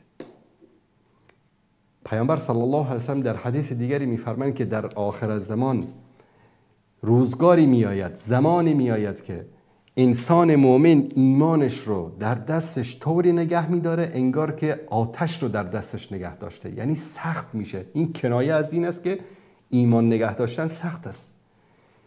چند روز پیش با یکی از دوستان صحبت میکردیم در مورد سود، ربا. شما الان در دنیایی دارید زندگی میکنید که هیچ، خلاصه به یک شکلی از اشکال شما را آلوده به ربا کردن. آلوده به ربا شده همه مسلمان ها بلا استثناء، الا من رحم ربی. میره از یک یعنی شاید من نمیگم که همه اینها گناه هست، اما آلوده کردن اون برکتی که در زندگی مثلا پدران ما بوده، اجداد ما بوده، چرا در زندگی ما نیست؟ به خاطر این است که تو میری از سوپرمارکتی میخری که این سوپرمارکت کل سرمایهش قرضی است از یک بانک ربوی. کل اون موادی رو که در اونجا آورده داره فروش میکنه بر اساس یک قرض ربوی خریده. بر اساس یک نظام اسلامی یک مؤمن واقعی نباید از همچین سوپرمارکتی خرید بکنه. ولا تعاونوا علی الاثم والعدوان. شما در کار گناه و دشمنی همکاری نکنید، اما تو مجبوری امروز غیر از این سوپرمارکت در منطقه سوپرمارکت دیگری نیست، مجبوری ازش بخری. طرف رفته در بانک اسلامی حساب باز کرده، بانک اسلامی سودم نمیده، ربام نمیگیره، نمیگیره هیچ. بانک اسلامی است. اما از همین بانک اسلامی چی میگیره؟ ماستر کارت میگیره، ویزا کارت میگیره. ماستر کارت و ویزا کارت مؤسسات غربی هستن، مؤسسات ربوی هستن. کل معاملاتی که تو از طریق ماستر کارت و ویزا کارتت انجام میدی 1% فایده به جیب 2 تا مؤسسه مالی ربوی غربی میرود. به همین خاطر انسان خواسته و ناخواسته آغشته شده به این مشکل. بعد وقتی که به این گفتن که شیخنا آیا ما در این زمان هستیم که ایمان رو در دست نگه داشتن مانند این است که آتش گداخته رو در دستت نگه داری؟ گفت شما کجای کارید؟ این زمان گذشت. الان ما در زمانی هستیم که مرد از خانهش خارج میشه مؤمن، برمیگرده کافر. بلند میشه مؤمن، ظهر میشه کافر. ظهر مؤمن از شب میشه کافر. و رسول الله صلی الله علیه و آله و سلم در ادامه روایت میفرمایند یبیع دینه بعرض من الدنیا. دینش رو در مقابل بهای اندک دنیا میفروشه. ما در اون زمان قرار داریم. اون زمان گذشت که ایمان رو نگه داشتن مانند نگه داشتن آتش در کف دست بود. الله سبحانه و تعالی ما رو از فتنه های آخر الزمان نگه داره. الله سبحانه و تعالی در سوره بقره 45 با میگه واستعینوا بالصبر والصلاة. و این در زمان فتنه ها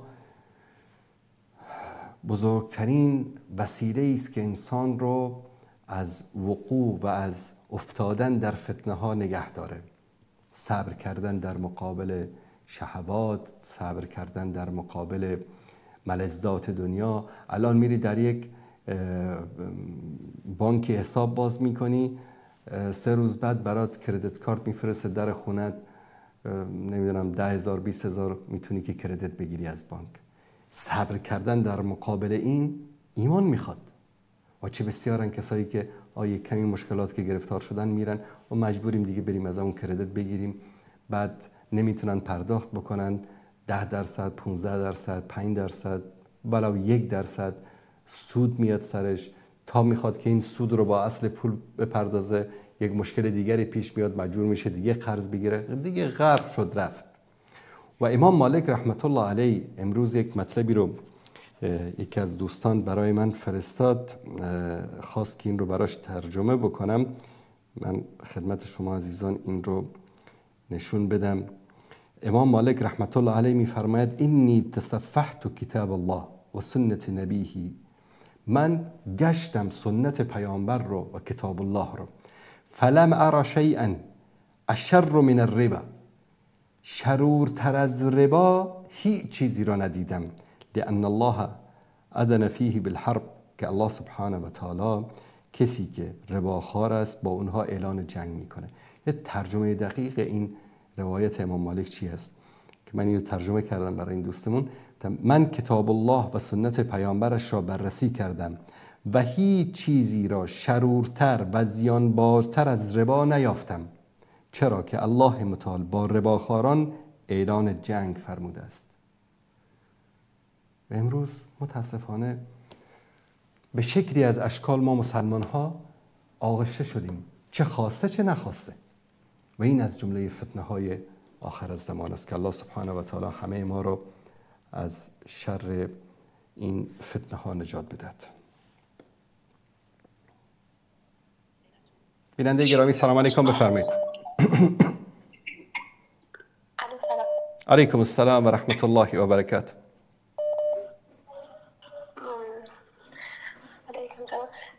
امیدوارم که خوب باشید.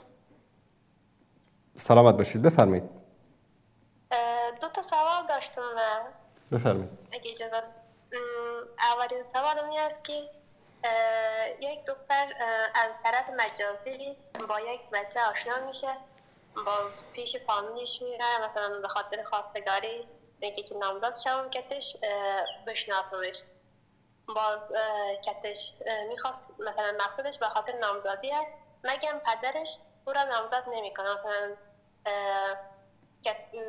نکاح میکنه کت و بچه پدرش. درست. مگم دختر میگه من کتش نامزد میشم، اما تو بعد از یک سال بچه را میشناسه، خوشش نمیه، مثلا اخلاقش، مثلا اون دعوا میزنه پدر مادرش گفت این رقم، باز خوش نمیه که من جدا میشم، باز بچه میگه که تو کت من نکاح کردی، جدا شده نمیتونی تا که من خط تو را نتون. سوال یک سوال این بود، یعنی چی میشه مثلا حالی از باید خط بگیره یا نکاح نشده رقم؟ یعنی در حضور دو شاهد با تعیین یک مهریه‌ای آیا نکاح کردن یا نه فقط همینطوری با هم دیگه دوست بودن، آشنا بودن، صحبت میکردن؟ بله، شاهد این رقم شاهد، مثلا پدرش گفتم از دختر من که تو چیز کردم، نکاح کردم این رقم. خب پس این نکاح شده. آیا در مقابل وقتی ولیش یعنی پدرش اجازه داده و همچنین شاهدم بوده کسی و مهری هم تعیین؟ از دو طرف دو تا شاهد هم از این طرف. پس این نکاح شده. در این صورت مگم دختر ترکیه است، مثلا بچه افغانستان، یعنی در تو کشور هستن، دختر میخواست کتش نامزد شوه، یعنی در پدرش گفته من نامزد میشم، مگم پدرش رو نکاح کرده، مگم این میشه؟ خب مگر در لحظه‌ای که این دوتا با هم در حضور شاهدین صحبت میکردن، در اون زمان دختر نگفته که نه من نمیخوام با این نکاح بکنم؟ مگر ازش نپرسید؟ از دختر پرسان نکردن، یعنی وکیلش پدرش بوده. آیا دختر پدرش رو وکیل تعیین کرده؟ بله. پس در این صورت نکاح شده. نکاح شده؟ بله. در این صورت نکاح. ببینید خواهر گرامی، وقتی که شما مثلا الان میرید یک وکیل میگیرید، درست؟ بله. وکیل میگیرید که این وکیل بره برای شما تجارت بکنه، خانه بخره، ماشین بخره. اگر وکیلتون رفت یک خانه ای رو به نام شما خرید، آیا مسئولیت قانونی این خانه به گردن شما هست یا نیست؟ بله هست. مگم درست میراست. دقیق. پس در قضیه با خاطر جدا شدن. بله.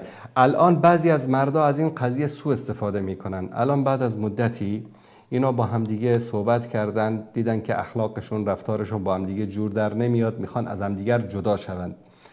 بعضی از مردا چیکار میکنن؟ سوء استفاده میکنن. نه من طلاق نمیدم، تا من طلاق ندم تو نمیتوانی ازدواج بکنی. اولا غلط کرده، اشتباه کرده یک مردی همچین کاری رو بکنه. مادامی که همبستر نشدن، نکاح نکردن، عروسی نکردن، اینا میتونن از هم جدا بشن. و دختر اگر مهریه‌ای داده باشه، اگر مثلا این مرد $1000 $2000 مهر داده، درست؟ مهرش رو بهش برگردانه. نه اگر نداده باشه که هیچی. برن مثلا در اروپا اگر زندگی میکنن، در ترکیه، تقریبا ترکیه هم قوانین اروپا رو داره، بره در یک محکمه‌ای اگر که طرف اصرار میکنه که نه، بره در یک محکمه یک وکیلی بگیره و از طریق محکمه درخواست طلاق رو یا خلع رو بفرسته و طرف مدت 1 ماه 2 ماه صبر میکنن. اگر جوابی از طرف نیامد، محکمه به اصطلاح امر صادر میکنه که این طلاق واقع شده. در کشور اسلامی که باشه، در محکمه شرعی میرن، پیش یک ملایی میرن، این طرف همینطور نکاحی صورت گرفته بود، الان ما میخوایم از هم جدا بشیم، مهری هم نداده که من به او برگردانم، محکمه شرعی حکم طلاقش رو صادر میکنه و این حق زن است و هیچ مردی حق نداره که یک زنی رو مجبور بکنه چون که تو نکاح من شدی خلاص تو باید با من حتما باید زندگی بکنی. نه، زن حق داره که این نکاح رو فسخ بکنه. مگم اردوشان 2 کشور هستن، یکیش گفتم افغانستان و یکیش دور است، ولو هر جایی که باشه، ولو هر جایی که باشه، هر جایی که باشه میتوانن جدا بشن. یک سوال دیگه هم داشتم، مثلا یک نفر 35 سال پیش یک نفر 40 ساله که یک دختر 10 ساله ازدواج میکنه، این دخترم پدر نداره، چند مدت بعد اولاددار میشن، بعد از شوهر دختر شوی دختر که خوشیش کارهای نامشروع انجام میدن. درست. زنش که چشای خودش میبینه، ده هیچ کس گفته نمیتونن، از پس بعد از مدت ها خارج رفتن، در اولاددار میشن، در خارج از ملاها میشنوه که این کارا گناه داره و حرام بوده. این گفارش نیست از شوهرش دور شد، مثل دو بیگانه شدن. خانومش گپای شوهرش گوش نمیکنه، میخواد جدا شد، مگه اولادای خود دارن، به خاطر اولادای جدا شدن نمیتونه. شوهرش میگه گپای ما گوش نمیکنی، حق ما حلال نمیکنم، به خاطر که پیش من نمیایی گپا، مثلا پیش من نمیایی گپای من گوش نمیکنی، شوهر اصلا میگه حالی مگم این شوهر سری زنش حق داره یا نه؟ ببینید این قضیه کسی که با مادر همسرش زنا کرده باشه، مسئله ای است که در بین علما مسئله حرمت و عدم حرمت مطرح است. یعنی خیلی از علما مانند علمای مذهب حنبلی در کتاب المغنی ذکر میکنه که خیلی از علما مانند حسن، قتاده، سعید بن مسیب، سلیمان بن یسار و سالم بن عبدالله، مجاهد، عطا، ابراهیم، عامر، حتی امام ابو حنیفه، امام یوسف، امام محمد، امام ثوری، امام اوزاعی میگویند که عده‌ای از علما میگن که به مجرد این که با مادر همسرش زنا کرد، همسرش حرام میشود بر او، یعنی کلا نکاحشان، ازدواجشان فسخ میشود.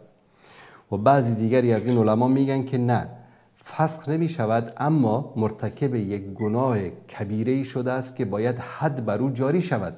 یعنی این مرد باید در طبق قانون اسلام باید سنگسار شود، چون یک مردی که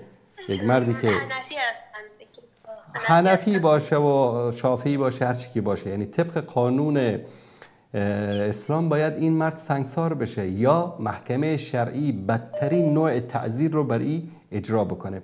و این حق زن است که در صورتی که شوهرش مرتکب همچین گناهی شده، از او طلاق بگیرد، از او جدا شود، او را ترک بکند و هیچ گناهی هم بر او مترتب نمی شود. یعنی چطور یعنی همونطوری که یک مرد یک احساساتی دارد، غیرتی دارد، همین غیرت و احساسات در یک زن هم هست. و بعضی متاسفانه در کشورهای ما مرد می رود هر فتنه و فسادی رو می کند، کسی او را بازخواست نمی کند. اگر زن کوچکترین اشتباهی انجام داد، تو اگر این کارا نکنی من از تو راضی نیستم، خب برو به جهنم، هیچ اصلا راضی نباش. یعنی مثلا حالی جدا شده نمیتونن چون بچه خورد دارن، نفر میگه اگه جدا نمیشه مثل زن شوهر رفتار کن. نه، این برمیگرده به تصمیم خود زن، هر طوری که دوست داره، میخواد جدا بشه، میخواد جدا نشه، هر طوری که خودش حق داره تصمیم بگیره. یعنی گناه نیست نی؟ نه ابدا. با این گناهی که طرف مرتکب شده، نه اصلا. تشکر خیلی زیاد. سلامت بشید، خدا نگهدارش.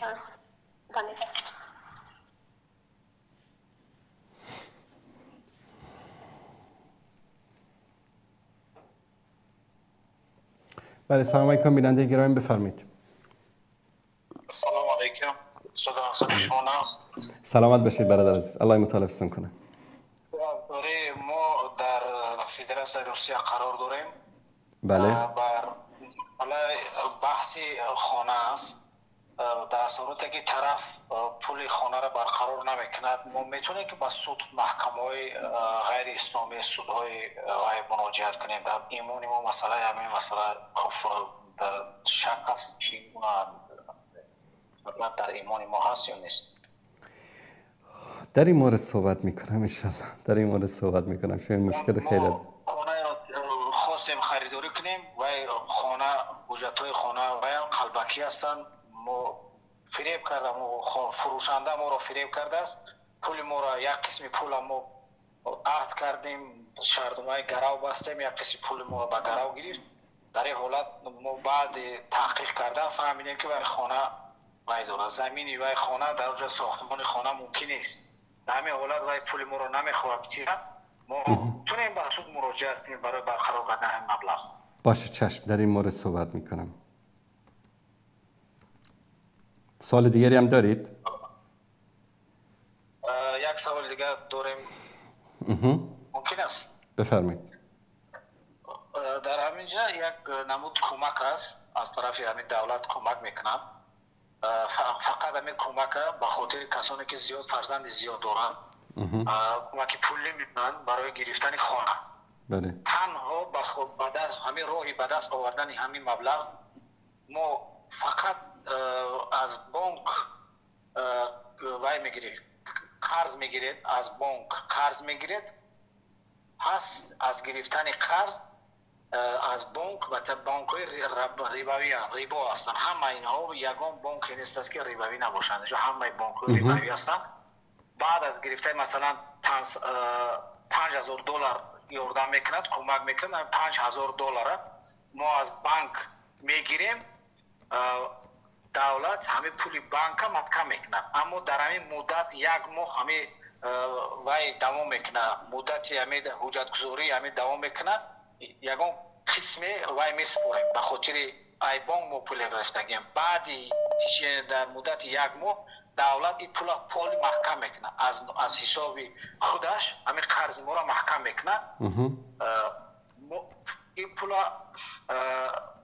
پراموی ما در نمیتیه در دست ما نمیتیه فقط در حالت ما دسترس کرده میتونه که ما از بانک کردیت میگیریم قرض میگیریم ایپاتیکا میگیریم همین قرض ما را دولت محکم میکنه. همین ممکن است یا نه؟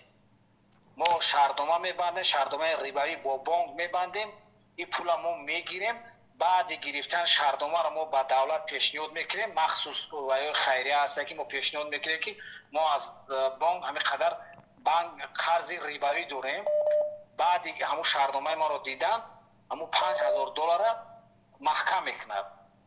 اجازت هست گرفتن. یعنی $5,000 رو به بانک دولت میدهد بدون اینکه سودی مترتب شود بر این قضیه، درست است؟ اول ما $5,000 از بانک میگیریم با مقصد خریداری نمودن خانه. درست. وقتی ما گرفتیم بانک بین ما و بین بانک شهردنامه میشه عهد ریبوی دوجا و جدول ترتیب میده هر ماه ماهانش معین است که شما چند قدر ریبا از $5,000 مثلا $1,000 ریبا میسپرید در مدت 10 سال یا در مدت 5 سال یا در مدت چند قدر مهلتش معین میکنه. ما همین شهردنامه عهد ریبوی که با بانک بستیم امیرا ما پیشنهاد میکنیم با شرکت خیریه.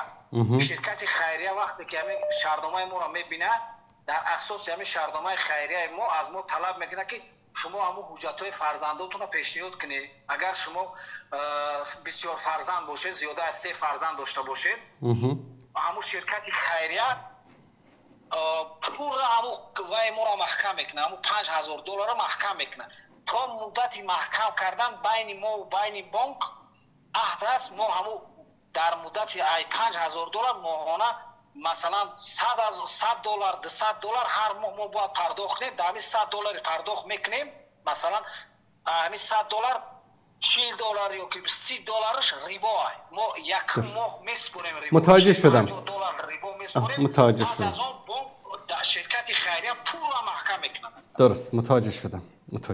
چشم، در این موردم صحبت میکنم. سلامت باشید. زنده باشید. سلامت باشید. ببینید برادر عزیز، کسی که معامله ربوی بکنه، الله سبحانه و تعالی گیرنده و کسی که داده و کسی که نوشته و همه رو لعن کرده است. ربا چه $1 باشد، چه $10 باشد، چه $100,000 باشد، رباست. من در یکی از برنامه مثال آوردم، گفتم مثلا یک سطل آبی است، داخلش 100 لیتر آب باشه، 50 لیتر آب باشه، یک قطره ادرار در داخلش بیفته، آیا شما حاضر هستی که از او بنوشی؟ طبعا هیچ انسان سالمی دلش نمیکشه که بخوره. ولو اینکه تو بگی که از نگاه شرعی هم یعنی نجس نیستین و آب زیاد است و فلان است این است، اما هیچ انسان عاقلی نمیخوره. $1 هم حرام است، 100,000 هم حرام است، میلیون هم حرام است. این یک معامله ربوی است. از این دوری بکنید. باور کنید الله سبحانه و تعالی برکت به شما و به زندگی شما عطا میکند.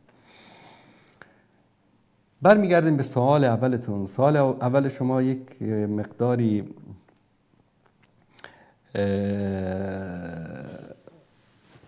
جنجالی است. ببینید، یک مسلمانی که در یک کشور اسلامی زندگی بکنه و برای خاطر تحکیم یا اصدار حکم قضایی در یک معامله‌ای به محکمه کفری مراجعت بکنه، این انسان مرتکب کفر می شود. این کفر است. کسی مثلا به خاطر، به طور مثال در قانون اسلامی قضیه تقسیم میراث بر اساس چی است؟ یک پسر 2 برابر دختر ارث میگیره و تقسیم بندی که در میراث شده است. اما در قانون مدنی چی است؟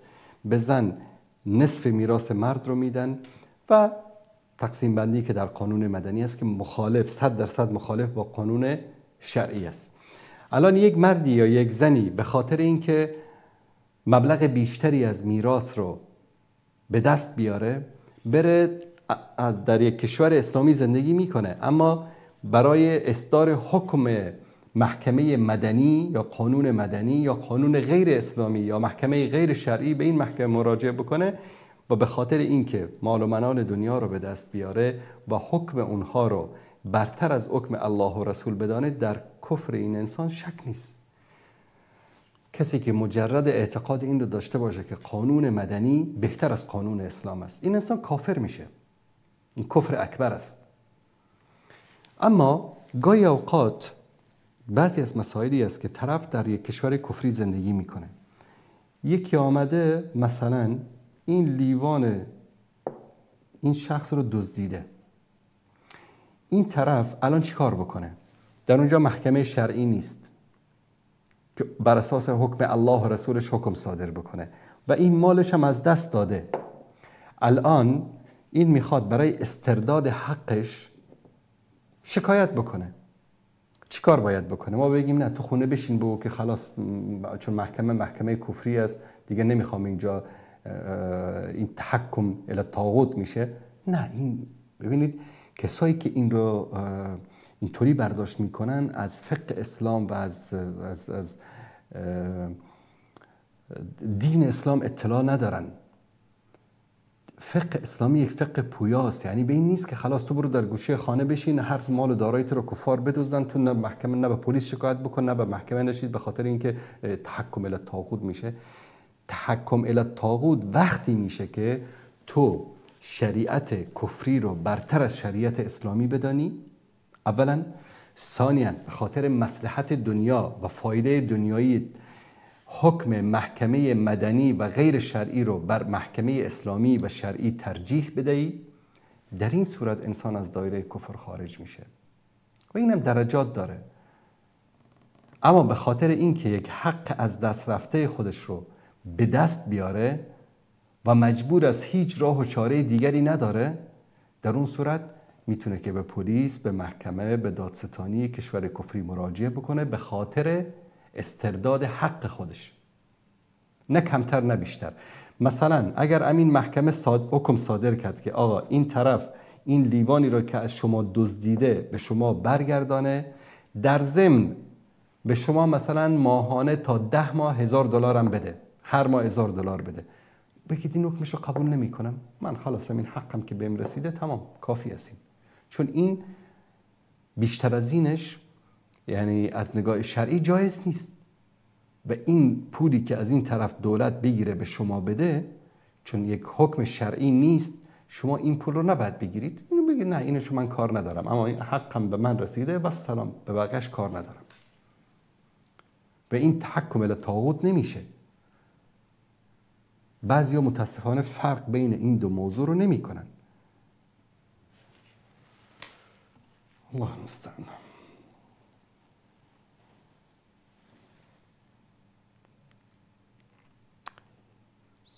سوال دیگری که دوست عزیزمون داشتن در مورد ربا بود که بله اونو پاسخ دادیم.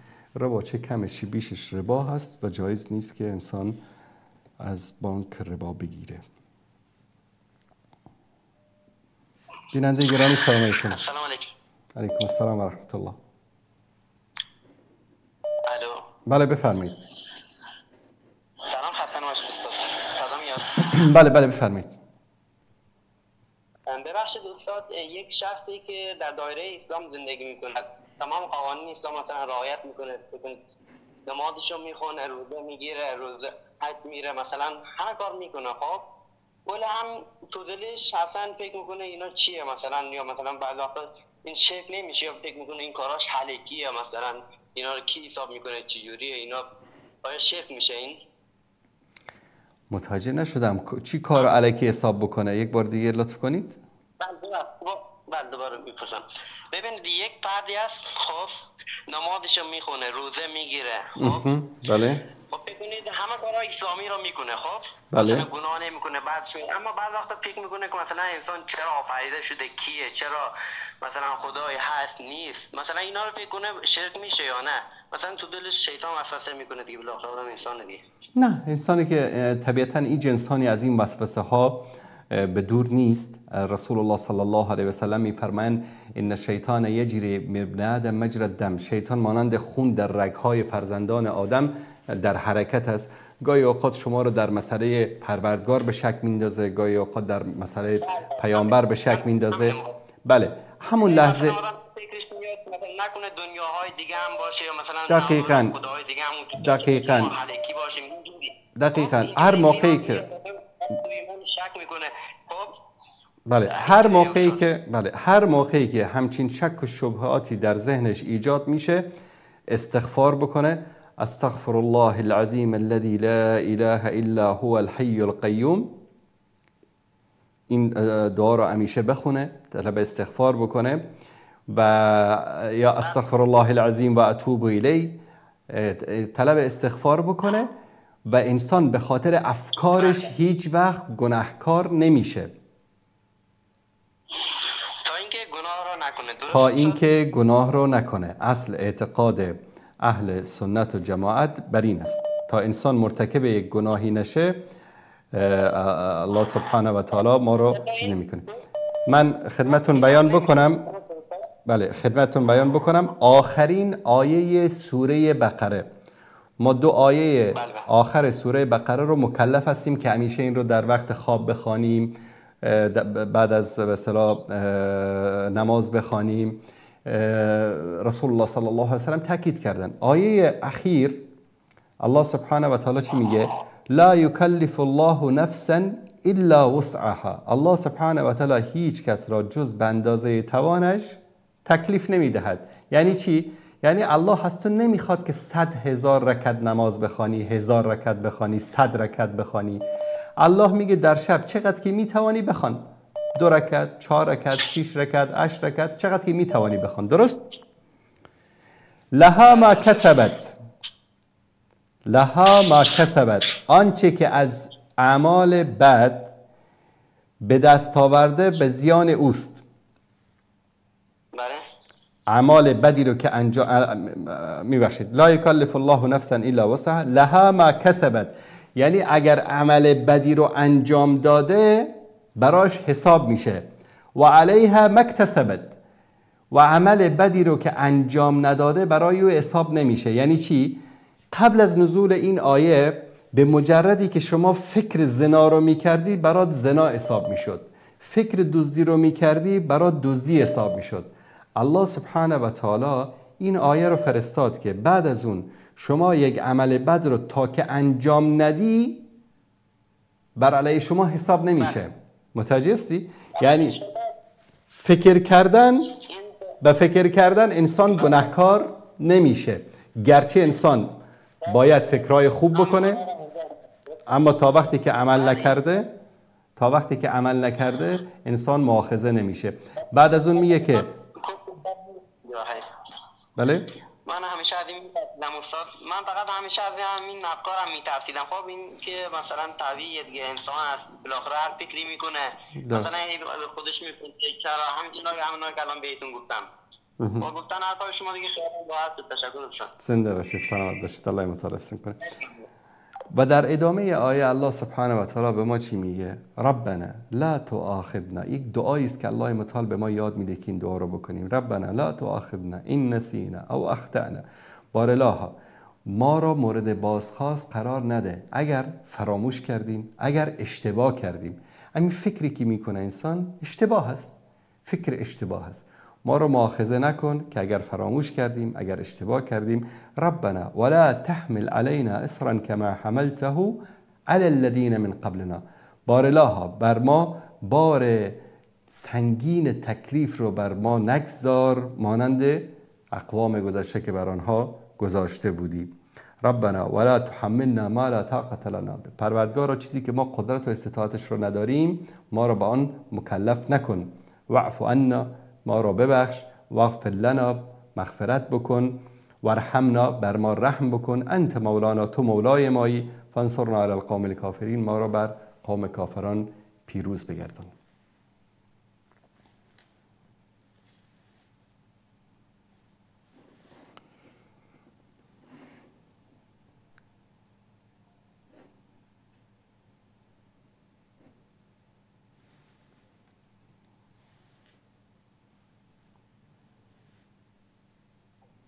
بیننده عزیز سلام علیکم، بفرمایید.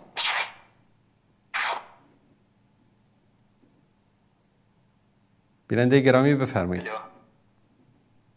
سلام علیکم و رحمت الله. علیکم السلام و رحمت الله و برکاته. استاد گرامی، صحبت خوبه؟ سلامت و خوبه؟ زنده باشید، سلامت باشید برادر عزیز. میخواستم یک تشکری کنم از برنامه خیلی خوبتون که لذت میبریم. سلامت باشید، الله متعال کنه شما رو. بارک الله فیکم. و استاد جان بخشش و عذر زیاد و بعضی حقایق هست که باید گفته شود. چگونه که الله متعال در قرآن میفرماید ذکر فإن الذکر تنفع المؤمنین. بله. باید که نصیحت کرده شود. هر یک مسلمان باید برادر خودش را نصیحت کنه. درست. نسبتی نفرت صاحبه استاد جان. بله. شما یک انصافی کرده نسبت ایشان. ان الله یحب المقسطین. الله انصافکاران را دوست می‌دارد. یا اگر من خطای اشتباه باشم عذر. بفرمایید. که شما گفتید که ایشان قومگرا هستند. سبحان الله. باور کنید من باوری کامل دارم که هرگز یک ذره هم نگفتم قومگرا هستن، گفتم این سخنانی که میزنند از این سخنان بوی قومگرایی میاد. ببینید یکی قومگرا بودن است، مثلا من هستم یک انسان نجات پرست قومگرا، درست؟ این مسئله است، این جدا مسئله است. اما این که من صحبتی بکنم که در این صحبت بوی از قومگرایی باشد این چیز دیگری است. شما هم یک کمی انصاف بکنید. استاد جان در بالای همون ویدیویی که شما مانده نوشتگی که ملاهای قومگرا، من نمیدونم او را کی نویست. ببینید درست بله عنوان. ببینید شما گاهی اوقات شما بر اساس عنوان حکم نکنید. من مثلا صحبتی که در مورد صاحب شده، مخاطب صاحب و تمام کسانی است که بر این طبل میکوبند، یعنی جناب مولانا صدیقی، جناب صاحبی و خیلی دیگری از عزیزان دعوتگری هستند که متاسفانه ما در یک جوی قرار گرفتیم مدتی شده که چون جو عمومی در سوشال میدیا جو ضد عربی است، درست؟ ما فارس هستیم، ما تاجیک هستیم، ما خراسانی هستیم، عرب‌های اینطوری، عرب‌های اونطوری. اینا هم وقتی که در این مورد صحبت میکنن شما ببینید که این کلیپ هایشان چقدر از طرف دشمنان اسلام بیننده پیدا میکند. بله یک مولای واقعا حرف راست را گفت، پیدا شد که این عرب ها رو اینو آن گفته است. ما باید مثلا به طور مثال یک تاجیکی آمد یک اشتباهی کرد، مثلا امیر رحمانوف، درست؟ چقدر جنایت ها انجام داد. من بیام بگم که این ملت تاجیکی که فلان فلان فلان فلان کردن، آیا این از این گپ من بوی قومگرایی میآید یا نمیآید؟ بله میآید. هدف من همین است. یعنی من اگر رحمانوف دار و دستش یک عمل خلاف اخلاقی انجام دادن، نباید که کل ملت تاجیکستان رو بگم که تاجیک های اینطور شده، تاجیک های اونطور شده. این اشتباه هست، درست است یا نه؟ دقیقا. زنده باشید برادر است. و بالعکس یعنی میخواستم با یک چیز دیگرم بسن رسیدم. بفرمایید. یک ایرانی که هر بار زنگ میزند باور کنید یک بار میگه که من سکولار هستم و یک بار دیگه میگه که من پیش از مسلمان بودنم ایرانی هستم. اگر به یاد داشته باشد بحث های طولانی میکنه با ایشون. درست. ایشون یک مسخره هست. عذر میخوام از این واژه. یک انسانی مسخره هست. درست. ببینید همین که شما متوجه شدید که او مسخره هست به خاطر همین بحث‌های طولانی بوده. اگر این بحث‌های طولانی نبود شما چطور متوجه می‌شدید که مسخره است؟ استاد جان من هدفم چیست؟ در لایف‌های استاد خوشی وارد میشه و در اونجا فحش داد. گفت که خالد ابن ولید یک جنایتکار است. منافق هم هست. من می‌خواستم بگویم که به این طایفه انسان‌ها بسیار وقت ندهید. تو چشم. حتما انشالله. تشکر برادر عزیز. سلامت. زنده باشید. سلامت باشید. سلامت باشید. ببینید گاهی اوقات بعضی از برادران آمدن چی گفتن؟ شما ای کاش در مورد نصرتی صاحب صحبت کردید، کاش که این رو پنهانی به اونها میگفتید و فلان میکنید. حقیقتش من خیلی جستجو کردم شماره تلفنشون رو پیدا بکنم، پیدا نکردم و الا پیام میدادم بهشون. در مورد مولانا صدیقی که من صحبت کردم وقتی که از سپاه پاسداران و از رئیسی تعریف کرده بودن، الله متعال شاهد است که من پیام دادم بهش. یعنی شما فکر نکنید که من همینطوری فقط دوست دارم که بیام هر کس هر چیزی گفت در موردش بیام صحبت بکنم. نه، کسی رو که بتونم شمارش رو پیدا بکنم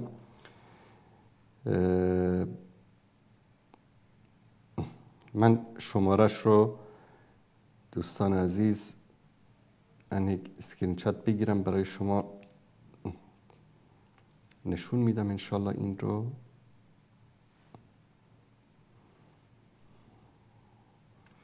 من به ایشان پیام دادم قبل از اینکه در مورد صحبت‌های اینا صحبت بکنم. بعضی از دوستان چی میگن؟ جناب استاد چرا همین صحبت‌ها رو پنهانی بین خودتان حل نمی‌کنین؟ من نمیدونم عقل منطق کجا هست. یعنی طرف آمده در سوشال میدیا یک حرف غلطی رو زده، من برم در پنهانی بهش بگم که تو چرا این حرف غلط رو زدی؟ نه خیر، حرف غلط رو که در سوشال میدیا زد باید جوابش در سوشال میدیا داده بشه. چرا؟ چون این کلیپ رو هزاران نفر دیدن، باید جوابش هم هزاران نفر ببینن. ما اگر بریم در پنهانی او رو نصیحت بکنیم، به یک شرط صحبت نمی کنیم که ایشان بیاد بعد از اینکه نصیحت شد کلیپ خودش رو حذف بکنه از سوشال میدیا، یا بگه کلیپ دیگری پخش بکنه، بگه که من اشتباه کردم، از حرفایی که زدم برگشتم و دیگه تکرار نمی کنم. اما وقتی که این کار رو نکنه، در اون صورت ما وظیفه شرعی ماست که چیکار بکنیم؟ ما بیاییم اونها رو در ملأ عام در برنامه زنده اشتباهاتشون رو بیان بکنیم. دوستان عزیز این صفحه رو اگر نشون بدید، دقیقاً وقتی که ایشون این کلیپ رو پخش کرد به عنوان اسرائیل، نامش را که میشنود پایش به لرزه میآید، در همین کلیپ رو لینکش رو براشون فرستادم و پیام صوتی برای ایشان فرستادم و 10 روز کامل صبر کردیم که ایشان جواب بدن، اما جواب ندادن و پیام صوتی خودم رو من برای شما در اینجا میگذارم. گوش کنید. جناب حضرت مولانا، من یعنی تقریبا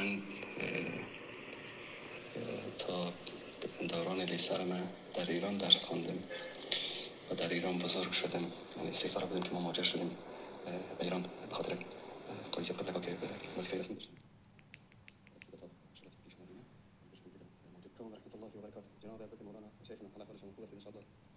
الله سبحانه و تعالی ستون بکنند. زنده و سلامت باشید. بارک الله فیکم. شیخنا الحبیب، یک کلیپی از شما نشر شده، بعضی از دوستا برای من فرستادن، گفتن نظرتان در مورد صحبت های مولانا چی است؟ گرچه من با شما نزدیک آشنایی ندارم، منتها جناب خواجزاده صاحب دوستا ذکر خیر شما را کردن و شمارتان هم از اونها گرفتم خواستم. و در پیام بعدی عملیات اینها سبب شد که الان شهر رفح را به خاک خون میکشن و دنیا همه ساکت می نشینن و هیچ کس هم عکس العملی نشان نمیدن. قسمت صحبت های شما که کشورهای اسلامی کاری نکردن و نمی کنن یک چیز واضح و آشکار است. خب اکثر کشورهای اسلامی میبینین یک تاریخ چند دهه گذشته اینا رو مطالعه بکنین، همه اینا نوکرای استعمار هستن که بعد از بر صورت من در 2 تا کلیپی که جمعاً 10 دقیقه میشه به جناب مولانا صدیقی در کابل پیام فرستادم و به ایشان اشتباهاتی که در این کلیپشان بود رو گوشزد کردم و از ایشان خواستم که یا این کلیپ رو حذف بکنید یا توضیح بدید، بیشتر مردم رو گمراه نکنید. 10 روز کامل صبر کردیم، ایشان پاسخ ندادن. بعد از 10 روز رد صحبت‌های ایشان را در یکی از برنامه بیان کردیم. بعضیا فکر میکنن که نه این خط قرمز است، طرف ملا شد، مولانا شد، مولوی شد، عالم دین شد، حق نداری تو بگی بالای چشم تبروز. نه دوستان عزیز، کی گفته؟ همچین اعتقادی ما نداریم در اسلام. هر کس اشتباه کرده، امروز اگر منم اشتباهی تکردم در اینجا، تک تک شما حق دارید زنگ بزنید بگید آقا در فلان جا بسیم برادر گفت شما در اینجا فلان اشتباهی رو کردید، توضیح دادم بهش. نه، هدف من این نیست. و اگر من به اعتقاد داشتم که آقای صاحبی یک انسان قومگراست، به بدترین شکل من پاسخ میدادم. اما نه، من اعتقاد ندارم که آقای نصرت صاحبی بلکه یک دعوتگر موفقی است. الله سبحانه و تعالی بهشون خیر و برکت نصیب بکنه، طول عمر نصیب بکنه، علم نصیب بکنه. اما صحبت‌هاشون صحبت‌هایی بود که یعنی واقعا یک دعوتگر مثل ایشان نباید این گونه دو پهلو صحبت بکنه. عرب‌های فلان فلان شده. خب تو داری یک قومی رو داری هدف قرار میدی و از این طرز بیان بوی قومگرایی میاد. انسان نباید اینطوری باشه. نه، بگو که مثلا من در همون صحبت‌ها گفتم ایشون مثلا همین الان در دانشگاهی که در اونجا داره درس میخوانه از پول عربستان سعودی تمویل میشه.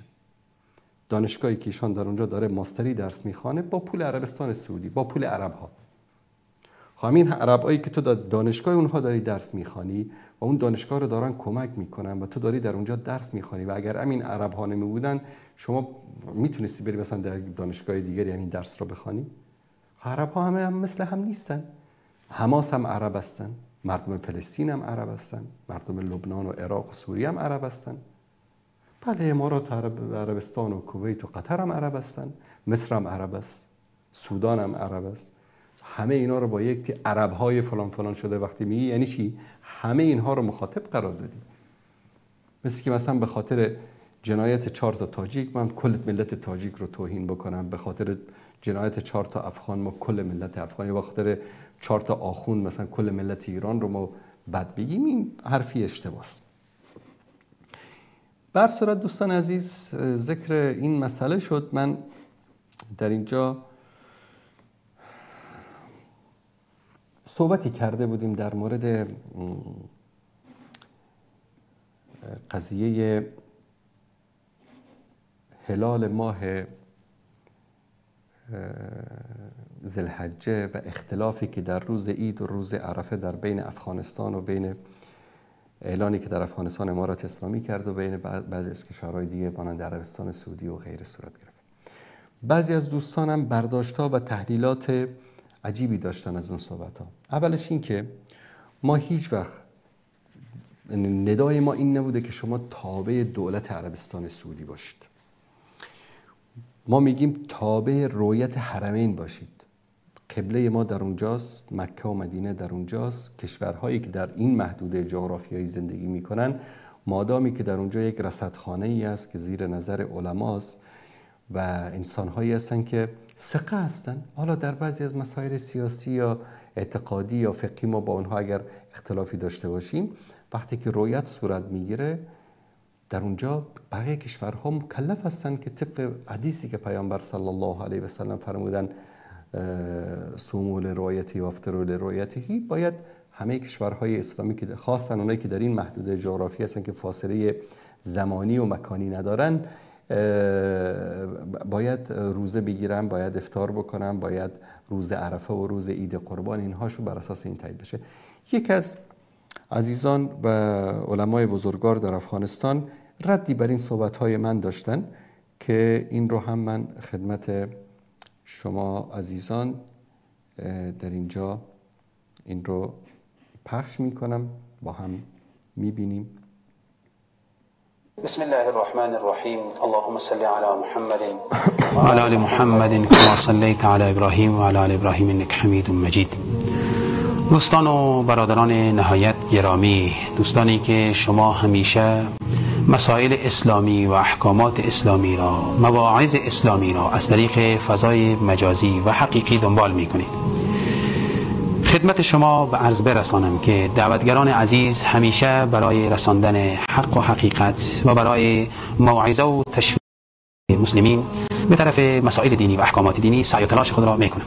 البته در این راستا لازم است که بعضی از مسائل را ما بدانیم. کلیپی در این روزها دست به دست می شود از برادر عزیز ما محمد انصاری، شخصیتی که در بین کافه اهل سنت به خصوص جوانان عزیز جایگاه خاصی دارد و همه او را ان شاء الله دوست دارند.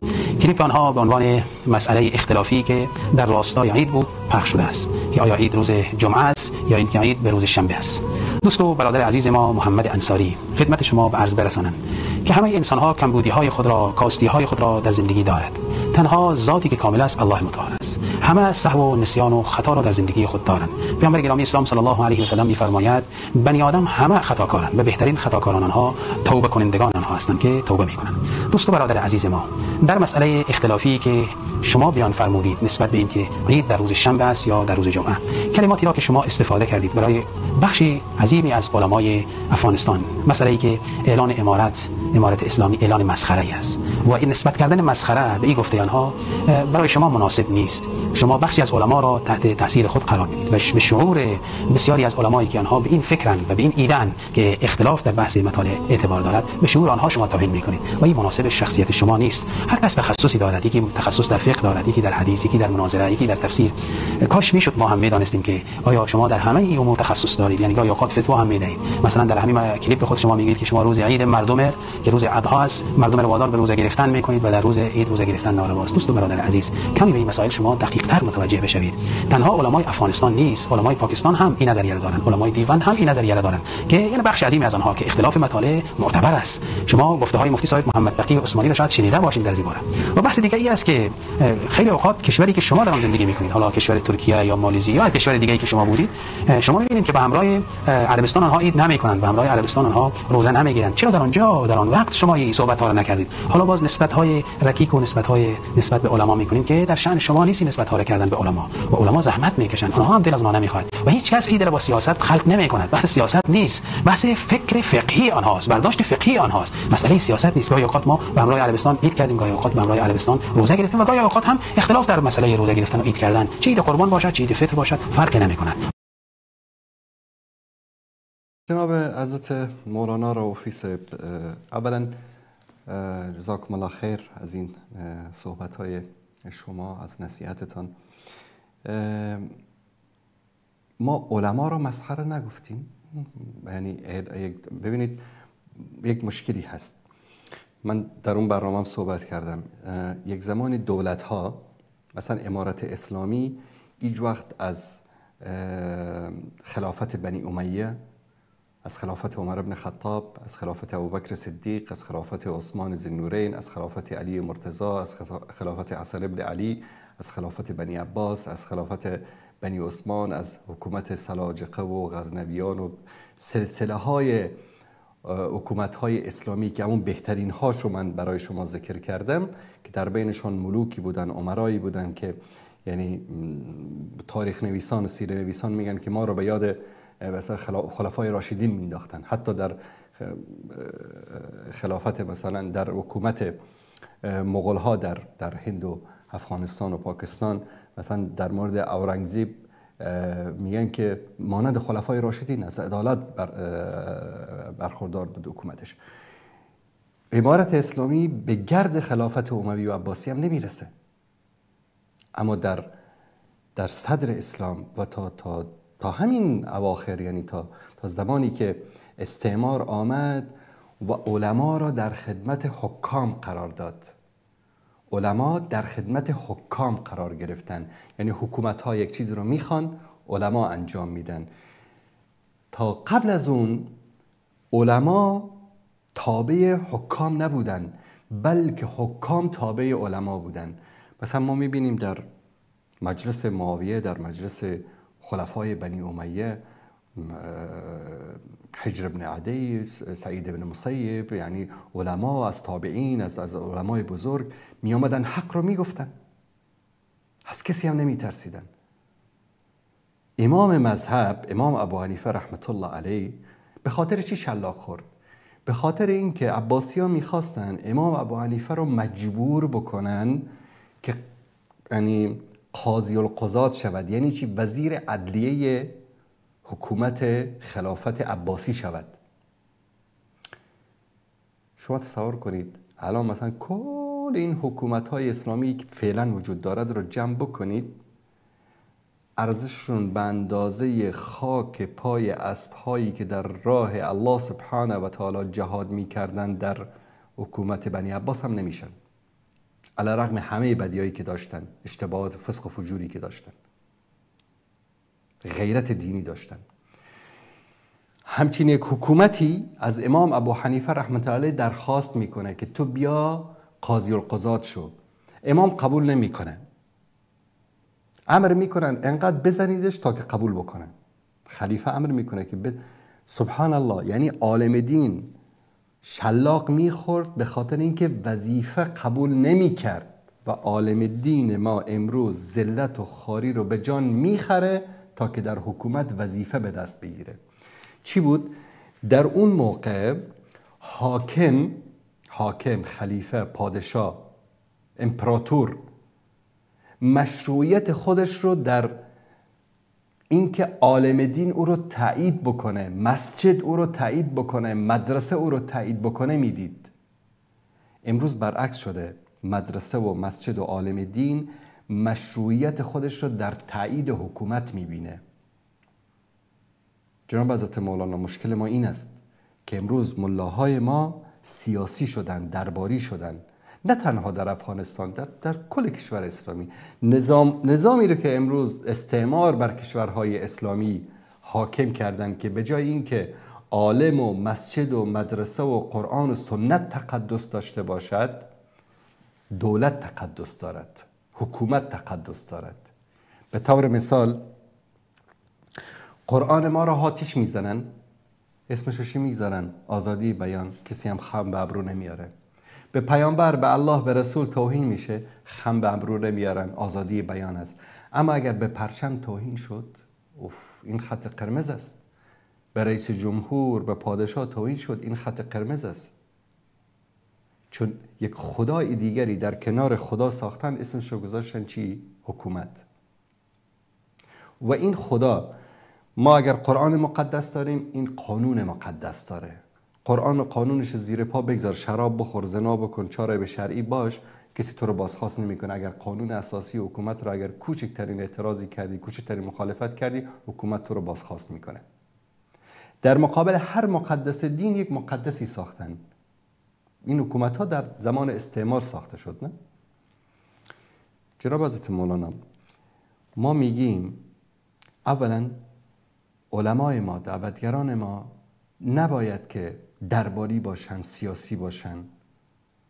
چون پارسال مثلا عید رمضان گذشته افغانستان با عربستان در یک روز عید کردن.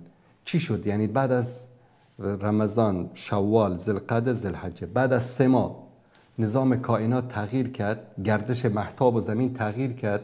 افغانستان 1 روز بعد از عربستان میبینه مهتاب رو. یعنی چی؟ نظام کائنات بر اساس یک نظم است جناب مولانا. یعنی الله سبحانه و تعالی اینو اینطوری الکی نیافریده که 1 روز ماه اینطوری باشه، در یک کشور 27 روز باشه، در یک کشور 28 روز باشه، در یک کشور 29 روز باشه. الان بر اساس این رویت ماه شما با ماه عربستان سعودی فرق میکنه. انگار که در افغانستان یک مهتاب دیگری وجود داره و در عربستان این نظام آفرینش که اینطوری نیست. هدف ما هم تحت تاثیر قرار دادن کسی نیست. جناب حضرت مولانا ما 16 سال پیش، دقیقاً 16 سال پیش برنامه زنده به مدت 3 روز داشتیم قبل از ایام عید در تلویزیون وصال و از علمایی که چه موافق چه مخالف در قضیه اختلاف مطالع دعوت کردیم. یک بحث مفصلی در اونجا داشتیم و در اونجا هر کشوری که در راستای اختلاف مطالع بدون دلیل شرعی و فلکی سعی و تلاش میکنن را نقد کردیم. یعنی این نیست که ما امروز با امارت اسلامی خدای نکرده کدام مشکل شخصی داریم ما بخوایم که علما رو بر علیه اینها بشورانیم، مردم رو بشورانیم. نه، این یک واقعیتی است. این اعتقاد ماست و دلایل منطقی خود ما رو داریم. ثانیاً ای کاش شما اون دلایلی رو که من ذکر کردم از حداقل از مذهب حنفی در اون برنامه اونا رو هم ذکر می‌کردید. من میگم امام ابو حنیفه میگه، شما میگید مفتی تقی عثمانی میگه. یعنی چی؟ یعنی آیا مفتی تقی عثمانی حفظ الله در نزد شما بالاتر از امام ابو حنیفه رحمه الله صاحب مذهب است؟ نباید این گونه باشیم. یعنی حنفی هستی خب تابع امام ابو حنیفه باش، اگر عثمانی هستی خب تابع ملا تقی عثمانی باش. تا حنفی تابع امام ابو حنیفه باید باشه.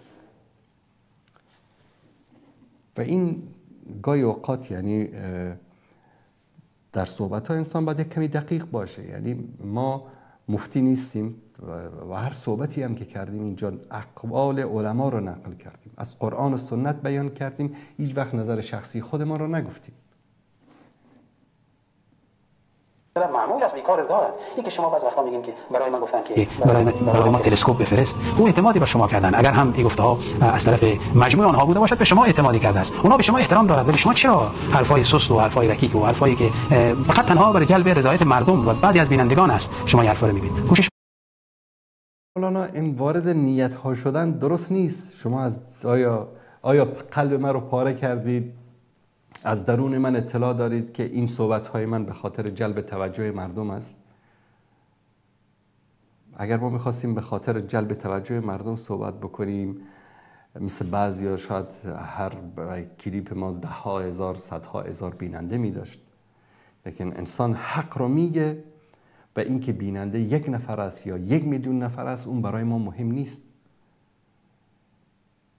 برای جلب توجه مردم نگفتیم این رو. این اعتقاد ما بوده از 15-16 سال به این طرف. از موقعی که من برنامه تلویزیونی داشتم هر سال در ماه رمضان، چون این مشکل متاسفانه در بین کشورهای اسلامی خاصا در بین کشورهای منطقه وجود داشته، همیشه این رو در هر سال در ماه رمضان این رو بازگو کردیم. برنامه پارسال در ماه رمضان پارسال این رو ذکر کردیم، موقعی که امارات اسلامی در این مسئله باز یک مشکلی رو ایجاد کرده بود. چون مسئله عبادت مردم است و این وظیفه ماست که بیان بکنیم، بر خاطر جلب توجه مردم نیست. در این مسائل مد نظر بگیرید. اینکه چه اندازه مردم شما رو در فیسبوک تایید میکنن و چه اندازه رد میکنن اینها ان شاء الله مهم نیست. شما شخصیتی بزرگتر از اینها هستید و الله متعال برای شما جایگاه ویژه‌ای داده است. و من خلاصه بحث نسبت به کل دعوتگران عزیز بیان گرچه من خردتر از همه آنها هستم و کوچکتر از آنها هستم، هم از نگاه سنی هم از نگاه علمی من خیلی کوچکتر از هستم که برای آنها بگم این است که به جان همدیگر نیافتیم. کوشش نکنیم که نقطه‌های ضعف علما را، نقطه‌های ضعف دعوتگران را، نقطه‌های ضعف دیگران را ما پیدا بکنیم و برای آنها گوشزد بکنیم و آن هم در فضای عمومی برای عموم انسان‌ها که اعتماد مردم نسبت به علما خراب بشود. این کار نکنیم. جزاکم الله خیر. به جای اینها ما از مردم و از جوانان به خصوص تقاضای ما باشد، خواهش ما باشد، دعوت ما برای آنها باشد که آنها به طرف نیکی ها و خوبی ها بیایند. جزاکم الله خیر. السلام علیکم و رحمت الله و برکاته. خلاصه تشکر میکنیم از جناب مولانا رؤوفی. الله سبحانه و تعالی شما را حفظ بکنه. زنده و سلامت باشید و تشکر از این صحبت‌هایتان. در این مورد ما قبلا هم صحبت کرده بودم، بازم صحبت میکنیم بسیار سریع و مختصر، چون که وقت برنامه به پایان رسیده. حدیثی است از عبدالله ابن عمر رضی الله تعالی عنه که میگه رأیت رسول الله صلی الله علیه وسلم یقیم الحلال ثم قال انما هو كورقه فلا تصوموا حتى تروا فإن غم عليكم فاقضوا 30 ثم قال لا تصوموا حتى تروا فإن غم عليكم فاكملوا 30. روایت بخاری و مسلم است. پیامبر صلی الله علیه و سلم فرمودن در حالی که داشتن ماه رو میدیدن، نگاه میکردن که ماه چطوری است، هلال هست نیست، بعد فرمودن که مانند یک برخی است. فلا تصوموا، روزه نگیرید تا وقتی که ببینید، و اگر که دیدید که مثلا ابر بود دیده نمیشد 30 روز کامل بکنید، 31 روز نشه، و روزه نگیرید تا وقتی که ببینید و عید نکنید تا وقتی که ببینید. حدیث ابن عباس است که رسول الله صلی الله علیه و سلم لم ير رسول الله صلی الله علیه و سلم هلال الا برؤيته و امر الناس بالصيام برؤيته و امرهم باكمال العده شعبان 30. پیامبر صلی الله علیه و سلم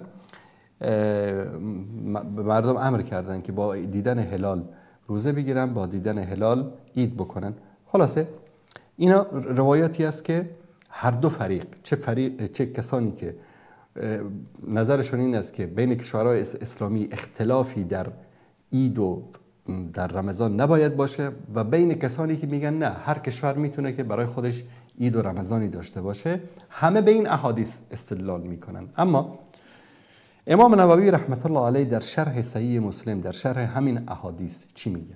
اتفق علماء اتفاق کردن على ان الرؤية الشرعية هي الاصل في اثبات الهلال. رؤیت شرعی، دیدن، اصل است در این که ما اول ماه رو، اول رمضان رو یا عید رو تعیین بکنیم. و ان اختلاف المطالع يسبب خلافا في الصيام والفطر. اختلاف بین کشورها، یکی بگه من دیدم، یکی بگه من ندیدم، این که دیده بگه من روزه میگیرم، این که ندیده بگه نه من تا نبینم روزه نمیگیرم. اینا سبب میشه که اختلاف در بین مسلمان ها بیفته در قضیه روزه و عید. ولذلك يجب الاعتماد على رؤية منطقة واحدة او الاتفاق على مطلع واحد. میگه به خاطر همین واجب است که مسلمان ها اعتماد بکنن به رؤیت هلال در یک منطقه یا اتفاق بکنن در یک مطلع واحد. یعنی چی؟ بگن که اگر مثلا افغانستان دید خلاص همه امت اسلامی روزه بگیره، مصر دید همه امت اسلامی روزه بگیره، عربستان دید همه امت. مشکلی نیست که مسئله این نیست که ما بگیم که والا ما حکومت عربستان سعودی رو دوست داریم، به خاطر همین میگیم هر موقع که عربستان سعودی دید شما روزه بگیرید. مسئله حکومت عربستان سعودی نیست. من در برنامه‌ام ذکر کردم امروز این حکومت است، فردا حکومت دیگری شاید بیاد. مسئله حرمین شریفین است، قبله ما در اونجاست، مسجد پیامبر ما در اونجاست، پیامبر ما در اونجا دفن است، مقدس‌تر از مکه و مدینه مگر ما داریم در روی زمین؟ بیایید همه دور همین مکه و مدینه جمع بشیم، مانند نماز ما رو که به طرف مکه میخوانیم بیایم رؤیت هلال رو بر اساس حرمین شریفین این رو اصل قرار بدیم. حالا شاید بگید که به کدام دلیل؟ بنا به فرموده امام ابو حنیفه رحمت الله علیه، و من دلایل رو برای شما بیان میکنم. مثلا شیخ ابن باز رحمت الله علیه، امام، مثلا من از علمای مختلف ذکر میکنم، بعد میام سر اقوال ائمه بزرگوار احناف. شیخ بن باز رحمت الله علیه میگه که الاصل ان تكون رؤيه الهلال في منطقه، اصل این است که رؤیت هلال در یک منطقه کافی است. و اذا اختلف الناس في الرؤيه فالمتبع ورؤيه التي ثبتت في منطقه الاقرب والتي تعول عليها الجماعه والاصل ان يكون المطالع واحده. میگه که اما اگر کسی ندید، اصل این است که تابع باشد به نزدیکترین منطقه‌ای که دیده است. افغانستان و سعودی مگر چقدر با هم فرق دارن؟ 1.5 ساعت، یک روز 24 ساعت بعد روزه و عید ما باشد. چرا؟ میگه که والاصل ان يكون المطالع واحد، اصل این است که مطالع یکی باشد. لان ذلك اشبه بالاتفاق المسلمين على العمل ولانه يحقق الوحده والامن من الاختلاف. میگه به خاطر اینکه اتفاق بین مسلمانان در یک کار اصل است، مطلوب ای است. این به خاطر این است که وحدت و امنیت در بین مسلمانان و دوری از اختلاف رو ایجاد میکنه. ابن تیمیه رحمت الله علیه این چیزو میگه لا یصح ان یختلف الناس فی رؤیت الهلال. صحیح نیست که هر کشور برای خودش یک اختلافی داشته باشه در رؤیت هلال. و یعتمد کل فریق علی رؤیته. هر کس بگه که من، شما بگید ملا تقی عثمانی گفته، حالا شما ملا تقی عثمانی جناب عثمانی صاحب الله متعال حفظش بکنه در پاکستانی که در اونجا این مفتی عام پاکستان بود یا نمیدونم الانم هست یا نیست، اردوی پاکستان یک روز عید میکنه، حکومت پاکستان یک روز عید میکنه، پارلمان پاکستان دیگه روز عید میکنه، مهاجرین افغانی در اونجا دیگه روز عید میکنن. در یک کشور 4 تا عید میشه. جناب مولانا من زندگی کردم اونجا دیدم. ما در بین مهاجرین عید میکردیم با اختر مبارک شه کوچه و بازار به داخل شهر پشاور میرفتیم که همه روزن. چرا؟ حکومت پاکستان عید نکرده. روز بعدش میرفتی که داخل شهر همه دارن میخورن و میخندن و جشن گرفتن. ارتش پاکستان هنوزم داخل اردوگاهاشون دهن به روزه وایستاده. چه گپ است؟ اردوی پاکستان امروز عید نکرده، فردا عید میکنه. من به سخن مفتی تقی عثمانی اعتماد ندارم. من به سخن مفتی های پاکستان ابدا اعتماد ندارم. کل اگر طبیب بودی سر خود دوا نمودی. شلغم شوربای پاکستان رو برای ما مثال نیارید. احادیث که صوم لرؤیته و افطر لرؤیته بخاری و مسلم میگه، حدیث ابن عباس است، حدیث ابن مسعود است. همه علما و فقها، جمهور علما و فقها میگن، چه معاصر چه سلف چه خلف، ان الاعتماد على رؤية واحدة او مطلع موحد لتحقيق الوحدة والامن وان الاختلاف في المطالع لا يجوز الا في آلات الضرورة القصوى و بعد الاستشارة علماء. یعنی اصل این است که همه کشورهای اسلامی با هم در یک روز روزه بگیرن، در یک روز عید بکنن و اختلاف مطالع مدار اعتبار نیست الا در یعنی وقتی که دیگه فکر کنیم مثلا فرق بین آمریکا و بین عربستان باشه، فرق بین کانادا و افغانستان باشه، فرق یک شبانه روز باشه. به خاطر چی؟ به خاطر وحدت امت، به خاطر دوری از اختلاف.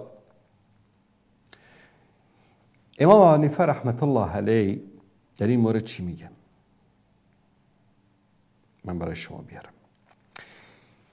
در کتاب الهدایه شرح ابن عابدین جلد 1 صفحه 342 امام ابو حنیفه رحمت الله علیه و شاگردانش و اصحابش، وقتی اصحابش میگن چی؟ یعنی امام محمد، امام ابو یوسف، بزرگان مؤسسین مذهب حنفی، یعنی میگن یجب الاعتماد على رؤیة واحده فی منطقه واحده وليس لكل قوم ان يروا هلال و يختلفوا. واجب است که اعتماد بکنیم به یک رؤیت در یک منطقه وقتی که رؤیت شد، وليس لكل قوم ان يروا هلال و يختلفوا. نیست که هر قومی برای خودشون یک رؤیتی داشته باشن و اعتماد بکنن. حالا چه ترکیه است، عربستان است، افغانستان است، تاجیکستان است، ایران است، هر کسی کی است. ما به خاطر دین ما با کسی مجامله. حالا مثلا من در مالزی زندگی کردم یا در عربستان زندگی کردم، من بیام به خاطر دینم مجامله بکنم با کسی؟ نه. الهدایه شرح ابن عابدین جلد 1 صفحه 343. در کتاب فتاوای هندیه جلد 1 صفحه 377 چی میگه؟ قال الامام ابو حنیفه و اصحابه لا يجوز لكل قوم ان يختلفوا في رؤية هلال رمضان. جایز نیست به هر قومی که با دیگران اختلاف بکنند در مسئله رؤیت هلال رمضان. و انما الاصل ان تكون الرؤية واحده. اصل این است که رؤیت یکی باشد برای امت اسلامی، لانها تحقق وحدت الامه و تجمعها. به خاطر اینکه این به خاطر وحدت امت اسلامی است و امت رو جمع میکنه. از برای خدا ایران برای خودش عید میکنه، افغانستان برای خودش عید میکنه، عربستان برای خودش عید میکنه، پاکستان برای خودش عید میکنه. در یک منطقه اختلاف بینمون بین 1 ساعت تا 2 ساعت هست، هر کس برای خودش یک عیدی داره. بعد میگیم چی؟ ما امت اسلامی هستیم. کتاب فتاوی الکبری جلد 1 صفحه 377.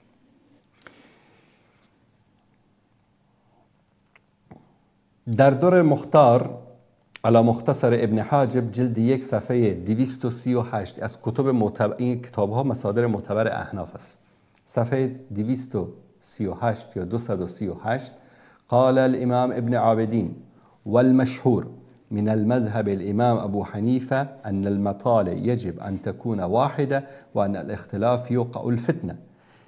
ابن عابدین رحمت الله علیه چی میگه؟ و مشهور در مذهب امام ابو حنیفه این است که باید واجب است که مطالع یکی باشد، یعنی یک جا که دیده شد همه کشورهای اسلامی عید بکنن، و ان الاختلاف یوقع الفتنه، این اختلافات مطالع سبب فتنه می شود. ما میگیم بابا مذهب حنفی، جناب مولانا صاحب رؤوفی میگن که مذهب ملا تقی عثمانی. القیاس علی صلات الجماعه، و این رو قیاس میکنن بر نماز جماعت. دور مختار جلد 1 صفحه 238 میگه قال الامام كما ان المسلمين يتفقون على وقت الصلاة لا يجوز أن يختلفوا في وقتها وكذلك في بداية الشهور يجب أن يكون المطالع واحدة. مانندی که مسلمان در مسئله نماز جماعت با هم اتفاق دارن، باید در قضیه شروع ماه هم با هم اختلاف نداشته باشن و بر اعلان یکی از مناطق اسلامی بقیه عید بکنن. در الموسوعة الفقهية الكويتية جلد 27 صفحه 246 در اینجا میگه که ذکر الشيخ عبد الله الحرري وأصل المذهب الإمام أبو حنيفة أن الاعتماد في إثبات هلال رمضان على رؤية الشرعية وليس على الحساب. میگه اصل مذهب امام ابو حنیفه این است که اعتماد باید به رؤیت هلال به چشم باشد و نه بر اساس حساب و کتاب، و انه یجب ان تكون المطالع واحده، که مطالع یکی باشد، اختلاف مطالع مدار اعتبار نیست. لانه لو اختلف حصل التفرقه والفتنه، به خاطر اینکه وقتی که اختلاف ایجاد شد تفرقه و فتنه ایجاد می شود. الکفایه فی فقه الامام ابو حنیفه جلد اول صفحه 343 در اینجا روایات رو ذکر میکنه، روایت ابن عباس رو ذکر میکنه، حدیث ابن عباس رو ذکر میکنه، لا تصوموا حتی تروا و صوموا لرؤیته و افطروا لرؤیته الی آخری. بعد در اونجا قول ابن عابدین رو میاره که هو صریح ان الاعتماد على رؤیت واحده، صریح است قول امام ابو حنیفه و مذهب حنفی که اعتماد به یک رؤیت است، و ان الاختلاف في المطالع يودي الى الفتنه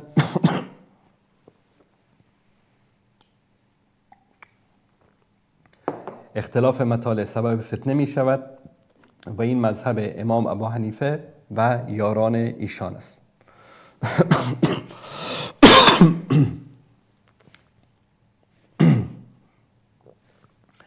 در فتاوای اندی جلد 1 صفحه 377 این مطلب ذکر شده، و همچنین در همه کتاب ها و مصادر مذهب حنفی.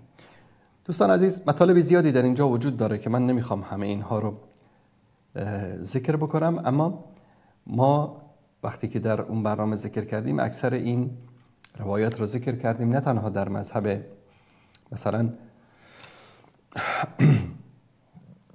در دوستان عزیز اگر این رو من نشون بدم، در چهارم ابن عابدین در حاشیه رد المحتار جلد 2 صفحه 393 این مطلب رو میگه که خیلی جالب است. دوستان عزیز این را خدمت شما بیان بکنم. میفرماید که و اذا ثبت فی مصر، مصر در اینجا بانی دولت مصر نیست، مصر یعنی شهری منطقی، لازم سایر الناس، لازم است که بقیه مسلمان ها به او اعتماد بکنن، فیلزم اهل المشرق به رؤیت اهل المغرب، اهل مغرب باید تابع اهل مشرق باشن اگر در مشرق رؤیت شده باشه، و العکس صحیح. فی ظاهر المذهب، ظاهر مذهب حنفی، و هو المعتمد عندنا، ابن عابدی میگه این مورد اعتماد ماست، یعنی اصل در مذهب حنفی این است که اگر در مشرق کسی هلال ماه رو دید، اهل مغرب باید به رؤیت اونها اعتماد بکنن. جناب حضرت مولانا و عزیزانی که ایراد گرفتن، ما نه دشمنی با امارت اسلامی داریم و نه من شخص سیاسی هستم که عضو فلان تنظیم و فلان گروه باشم. الحمدلله هیچ تنظیم از این تنظیم ها و گروه های افغانستان نمانده که ما انتقاد نکرده باشیم. الحمدلله همشون با ما دشمنن.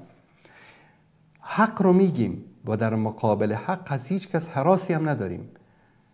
و این تعبداً این رو بیان میکنیم. هدف ما وحدت امت اسلامی است. هدف ما پیروی از قرآن و سنت است. نه سر دشمنی با کسی داریم، نه به دنبال والله که بازدید کننده ما کم بشه یا زیاد بشه. حق رو بیان میکنیم. امیدواریم که الله سبحانه و تعالی این توفیق رو به من، به شما و به همه مسلمان ها عنایت بکنه. خب دوستان عزیز، به پایان برنامه رسیدیم. تا فرصت دیگر که باز هم با شما عزیزان همراه خواهیم بود، همه تان رو به پروردگار متعال میسپارم. و صلی الله علی سیدنا و حبیبنا محمد و علی آله و صحبه اجمعین. و السلام علیکم و رحمت الله و برکاته.